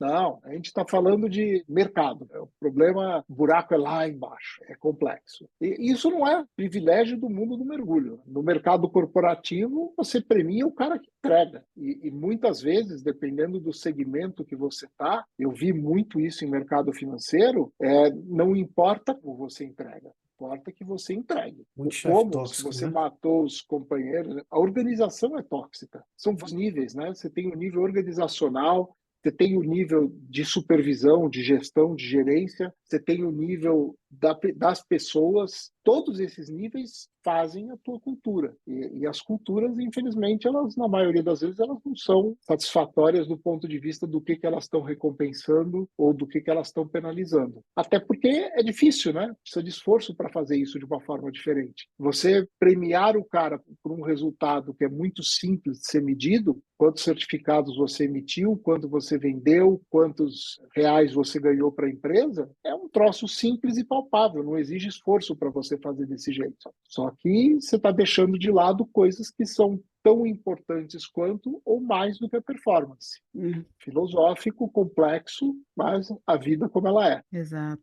É. Eu sou aluna de um. Eu tive um Open numa escola que é boa, mas que eu não me senti à vontade. E mudei e fui para uma escola que eu me senti à vontade e não saí mais. E eu sou a prova de que não necessariamente um número é o que importa, né? É a formação que você recebe, A primeira é o escola não te reteve não. E na assim, atividade. eu até hoje eu não consigo explicar direito por quê que eu não fiquei nessa escola. Eu só sei que lá eu não me senti à vontade como eu me sinto hoje, Tem né? há muito tempo que eu não vejo a estatística, mas acho que o Bruno pegou um ponto super importante. Mergulho é uma atividade para dar dinheiro e dar prazer, ela exige retenção. E retenção exige satisfação. É você ter uma boa experiência para voltar e fazer de novo. E isso vale do open water ao técnico rebrio. Não tem o que discutir, vale para todo mundo. Se você pegar a estatística de quantas pessoas em cada mercado de esportes outdoors ou de aventura começam no esporte e continuam versus começam e abandonam, o mergulho é disparado um dos que tem a maior taxa de abandono, o que chama de dropout, né? É o cara que começa, faz o curso básico, teve uma experiência tão ruim que o cara nunca mais quer saber de mergulhar. Aquela tocação de gado, sai do curso desconfortável, não aprendeu nada, ele abandona. Esse cara viajou? Não. Ele fez outros cursos? Não. Ele comprou equipamento? Não. Você perdeu o cliente. Quem perdeu com isso foi o mercado. Por isso que o mercado mal cresce há anos e anos, que a gente não aprende a fazer isso direito. Não é difícil, né? Assim, é só você ter um pouco de empatia, talvez, né? Não é muito difícil. É olhar para uma coisa que é o cliente. Uhum. Vale em qualquer área também, não é mergulho. Cliente insatisfeito só te gera problema. Todo mundo perde com o cliente insatisfeito. Se todo mundo atende igual, o cliente insatisfeito pula de loja em loja até que uma hora ele desiste. O cliente insatisfeito, não. Você vê que muita escola que está aí há 30, 40 anos, ela faz de tudo para deixar o aluno satisfeito. Dar uma boa experiência. E dar uma boa experiência não é um negócio trivial do mergulho, porque tem muita coisa que não depende da escola. Você não controla a condição de mar, você não controla se a visibilidade está ruim, se a água está fria. Se vai ter vida ou não. O cara faz se vai ter vida ou não. Então o cara faz o mergulho vendo aquelas fotos lindas do Caribe, os mergulhadores de roupa de 3 milímetros fininha, tudo manga curta, calça curta, todo mundo feliz, peixinhos coloridos, água limpa. Aí você leva o cara para Paraty, pega um dia de mar virado, em Paraty não é nem tão ruim assim, pega um dia de mar virado, dá para ser bem pior, Carol. Nossa Pega um dia Senhora. de mar virado, baixa visibilidade e água fria. Uhum. Pô, mas não foi isso que você me vendeu. Quero passar por isso de novo. É aquela cena típica, né, de você amarrar um cabo no fundo, colocar os alunos no fundo para fazer o check-out, coloca a mão do cara no cabo e fala assim, não solta daí. Nossa, que delícia de mergulho.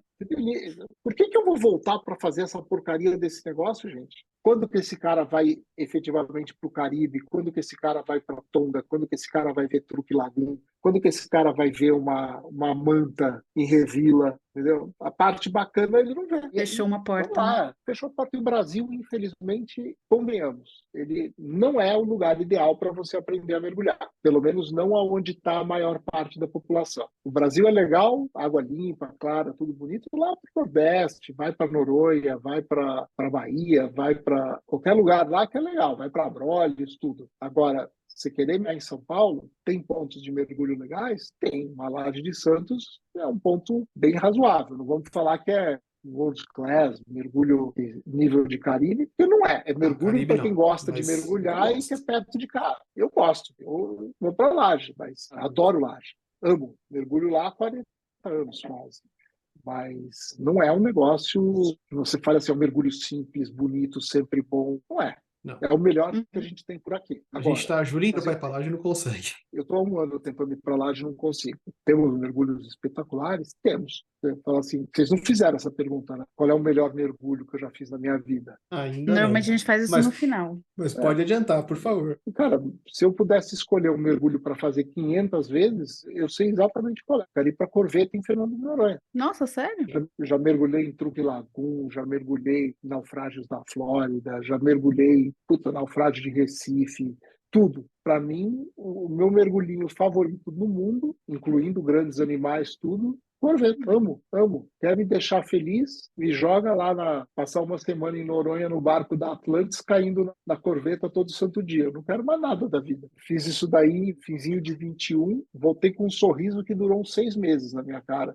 Eu tô precisando de uns 2 mergulhos na Corveta, viu, gente? Mas Pô, quantos? a corveta é legal quando você é tech, né? Porque falam que fazer esse meio que discovery de tech lá não é tão legal, que você fica 10 minutos e depois fica 2 horas fazendo descompressão. É bacana para você falar que fez e ver o que pode ser. Pode ser até uma introdução interessante para te animar para fazer um tag. Mas Uhum. não dá 2 horas de descompressão. Não, eu sei, eu tô É dizendo. 10 minutinhos, uma descompressãozinha rápida, mas aquilo lá é divertido de tech. E você Imagino. quer me deixar feliz, eu gosto mesmo é de tech.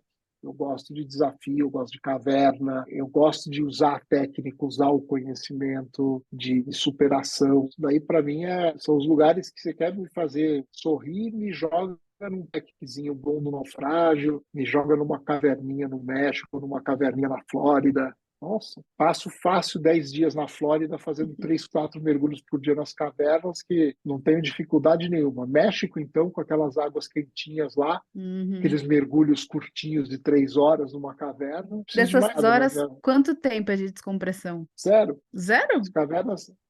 A maior parte das cavernas do México são cavernas rasinhas. Tem caverna funda? Tem. Ah, Mas você pode entrar numa caverna que você fica lá 10, 12 metros por horas. eu não sabia, achei que sempre tinha descompressão nessas cavernas, que era tudo Não, fundo. Flórida não. Flórida tem caverna funda. No México tem caverna bem funda também. Assim como tem aqui no Brasil, né? No Brasil tem cavernas espetaculares que estão aí por ser desbravadas ainda. Ai, o Algumas já tempo. conhecidas. Só de falar já me dá medo. Então, eu não consigo pensar em escalar uma montanha com corda, Uhum. mas a percepção de risco é diferente. A Hum. percepção de conforto é diferente. Sim, sim. Eu tenho vontade de fazer tech pelo conhecimento, mas eu fico pensando nessas descompressões aí, ficar 1 hora fazendo descompressão. Você não precisa. Aí começa, de novo, né, a forma que o mercado trabalha. Você não precisa fazer um curso de tech para aprender as técnicas do tech. Hum. A GUE, por exemplo, tem um curso que se chama Fundamentals, Uhum, esse curso. que ele te dá aquela subida de nível que você toma quando você começa a fazer o tech, de usar o equipamento correto. Até isso, por exemplo, a indústria é errada, né? A gente usa uma configuração de equipamento que é completamente esdrúxula como configuração padrão. Né? Qualquer mergulhador tech olha para a configuração recreacional e fala: meu Deus do céu, por que eu uso esse colete? Por que eu uso a mangueira do Octopus aqui? Por que essa mangueira tem esse comprimento que não serve para nada? Então você pode aprender as habilidades do tech, né? Todas as certificadoras têm um curso que se chama Intro do Tech, que você aprende as coisas, mas não necessariamente você vai fazer um mergulho técnico. E você aprende um monte de coisa com isso. Se o curso for bem dado, ele dá uma mudança de nível muito grande, mas tem que ser bem dado. É, verdade. É uma boa. Eu tenho vontade de fazer mesmo. Tava até falando com o Bruno outro dia, que eu tava na dúvida de que passo dar a partir de agora, né? Então, Eu só Eu sei esse que acho que você é dá muito Fundamentals, o de gigante. de preferência. esse Fundamentals da GOE aí, eu tava super afim de fazer. Só que parece que tem uns pré-requisitos de performance física e tal, aí eu fiquei meio insegura nessa parte. Tem que ter, né, gente? A gente não cobra isso nos cursos, vamos dizer, avançados avançados do recreativo, convenhamos, né? Tá lá no standard, mas pouquíssimos instrutores cobram, mas você tem que ter um mínimo de aptidão física, né, para mergulhar. Cara, se você não consegue nadar 200 metros na superfície, você não devia nem estar dentro d'água. Mas acho que lá Essa tem um tempo, não tem? O do GOE tem um tempo mas não é nada específico? demais. Não Nada é? Eu não, demais. eu não fui muito a fundo. A hora que eu vi, eu falei, ih, não vou. Apesar que assim, eu passei o do DM também, fiz de boa, consegui. Mas eu fiquei com medo, Tem o porque eu tempo, não aqui com mata PS. ninguém. Eu, O eu mínimo fui de atrás de habilidade ver de esse curso. nadar, mas os intros de tech das outras certificadoras também, sendo bem dados, eles te ensinam as mesmas coisas. Vai Uhum. aprender e vai tirar muito proveito porque você ganha, de novo, né? Você ganha novos conhecimentos, novos modelos, Uhum. novos skills, novas técnicas de uso de equipamentos, você ganha tudo. E, de novo, o curso, ele quando te expõe a um ambiente desafiador, é onde o aprendizado acontece. A gente falou muito disso, né? Se você está dentro da zona de conforto, você aprende muito pouco. Se eu te levo para um outro extremo, onde você não sabe absolutamente nada e só se ferra, você também não aprende. Você tem que estar no meio do caminho, numa zona intermediária aí, que é onde o aprendizado acontece com maior intensidade. Sim, Isso que é a graça. verdade. Você já tem algum domínio e consegue aprender nesse domínio que não é completo, né? Exatamente. Bom, gente, vamos encaminhando para o fim? O que vocês acham? Pepe, tem Manda. alguma coisa que Isso você tudo. queria falar e que não deu para falar? Marca o Cobriu? próximo. Show, hein? Olha lá, hein? Que a gente chama mesmo, hein? Marca o próximo para falar de mergulho com escafandro, para falar de fotografia, para falar de perrengue. Legal, muito Manda legal. bala. E eu tinha que fazer um só para falar de causa.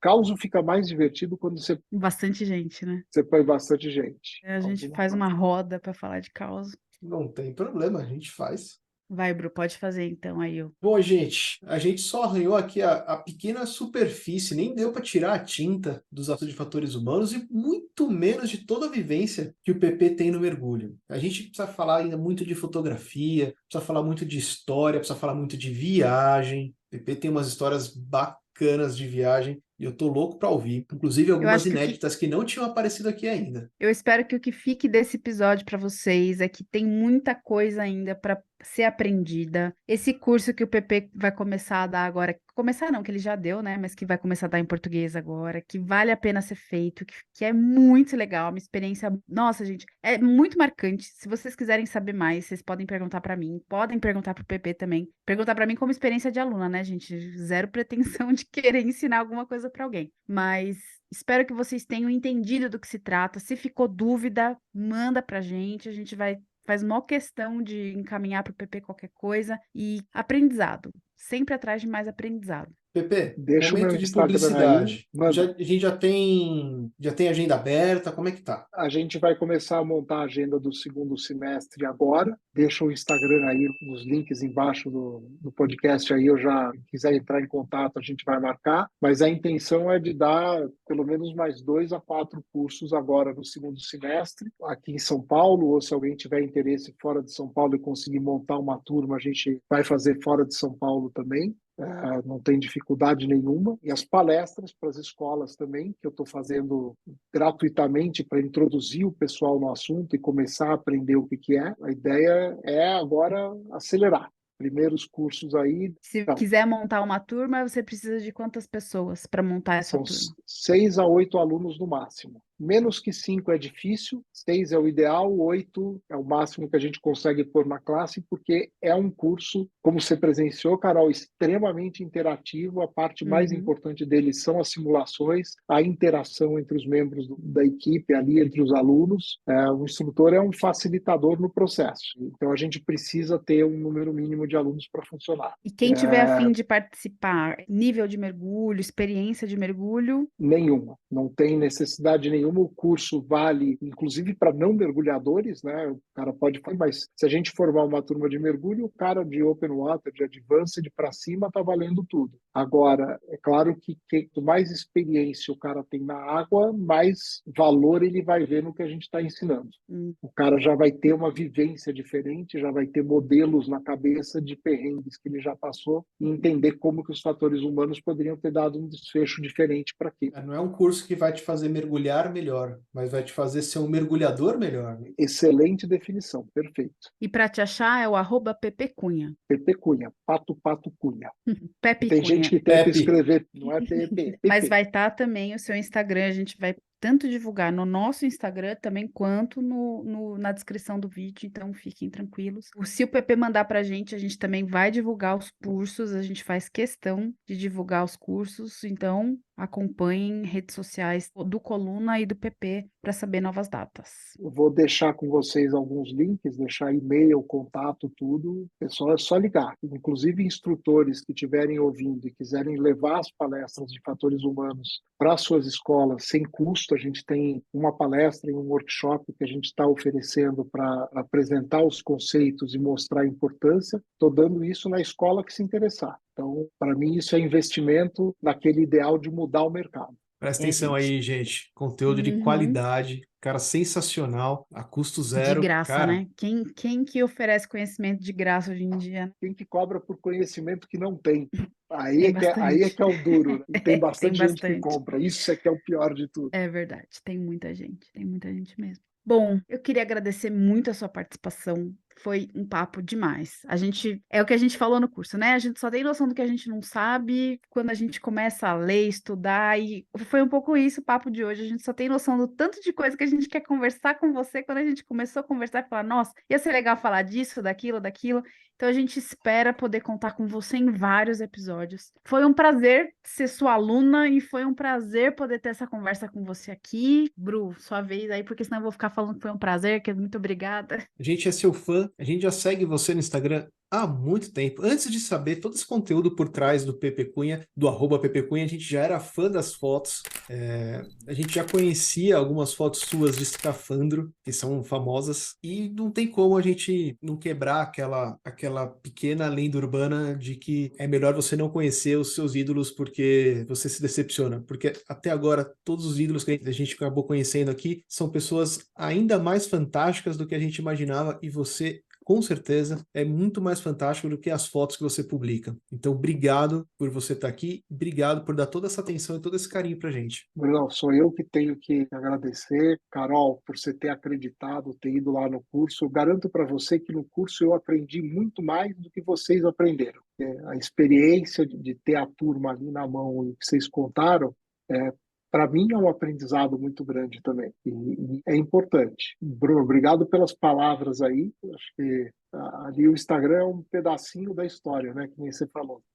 Sempre quis fazer um Instagram bonitinho, de fotografia, não sei o quê, mas o PP tem vários lados aí que vocês começaram a explorar hoje. Queria agradecer a oportunidade que vocês deram da gente estar trazendo um assunto tão relevante que são os fatores humanos. Isso, para mim, realmente é importante, está dentro do meu propósito como ligado nesse ambiente de mergulho, alguém que quer realmente que as pessoas abram o mergulho, e acho que tem bastante coisa para a gente bater papo aí. Obrigado pelo convite. As portas estão sempre abertas, o dia que você quiser sugerir pauta, falar, olha, gente, quero falar disso, quero falar daquilo, pode falar que tá sempre aberto para você vir falar o que você quiser, que o microfone é seu. Se quiser vir falar do Titã... O Titã é a brincadeira que eu não posso falar porque eu não tenho os fatos ainda. No dia em que eu tiver os fatos, a gente comenta. A gente fala do Titanic, então, vai. O Titã vai render boas histórias de engenharia e boas histórias de fatores humanos aí. Pode esperar. O engenheiro naval aqui ficou coçando quando viu a história. Eu segui seu Instagram esses dias aí. Segui no sentido de acompanhei, né? O seu Instagram esses dias. Aprendi bastante coisa. Você postou bastante coisa legal. Hoje tive que lembrar dos tempos de engenharia. Era uma coisa que Pelo dando jeito, certo. eu não sei nada. Mesmo dando certo, tinha muita coisa para dar errado, né? Então, aquele exemplo que você falou, né? Voltando lá, deu certo uma vez, deu certo duas, deu certo três, opa, tá perfeito, vamos em frente. Até que não deu. Vai dar errado. Nossa, esse deu bem errado. Quem conhece engenharia sabe que ciência dos materiais não é um negócio trivial. Estresse e esforço repetitivo não são coisas triviais. Então vai ter história para contar aí. É isso aí, pessoal. E essa semana a gente vai encerrando por aqui. Segue a gente lá no Instagram, no @Coluna d'Água. A gente está no Apple Podcasts, no Google Podcasts, no Deezer, no Spotify, no Amazon Music, no próprio navegador. Nossa, cara, é tanta coisa que eu já não aguento mais falar, Carol. Essa lista não para de crescer. É só escutar a gente. O importante é escutar. E seguir a gente no Instagram. Segue o PP, segue a gente também. Manda dúvida, sugestão, conversa com a gente adora trocar um papo. Manda sua indicação aí pro seu amigo mergulhador, se você curtiu o que você tá escutando. Esse episódio em especial manda pro seu instrutor, hein? Boa. Então é isso. Chegou aquela hora chata da semana. Ah, não, hoje é Hora uma hora chata feliz, nada. cara. É hora chata, Hora sim. feliz. É um intervalo de superfície. É chato assim. É nada, no intervalo que você vai lá, acha 26 episódios no Coluna d'Água para você ouvir, tem horas e horas de conteúdo, aproveita lá. Melhor propaganda que essa não tem, cara. Exato. Melhor época da sua vida é esse intervalo de superfície agora, que você vai escutar 26 episódios de Coluna d'Água. Obrigada, gente. Uma boa semana pra todo mundo. É isso aí, pessoal. Mergulhe seguro, mergulhe sempre.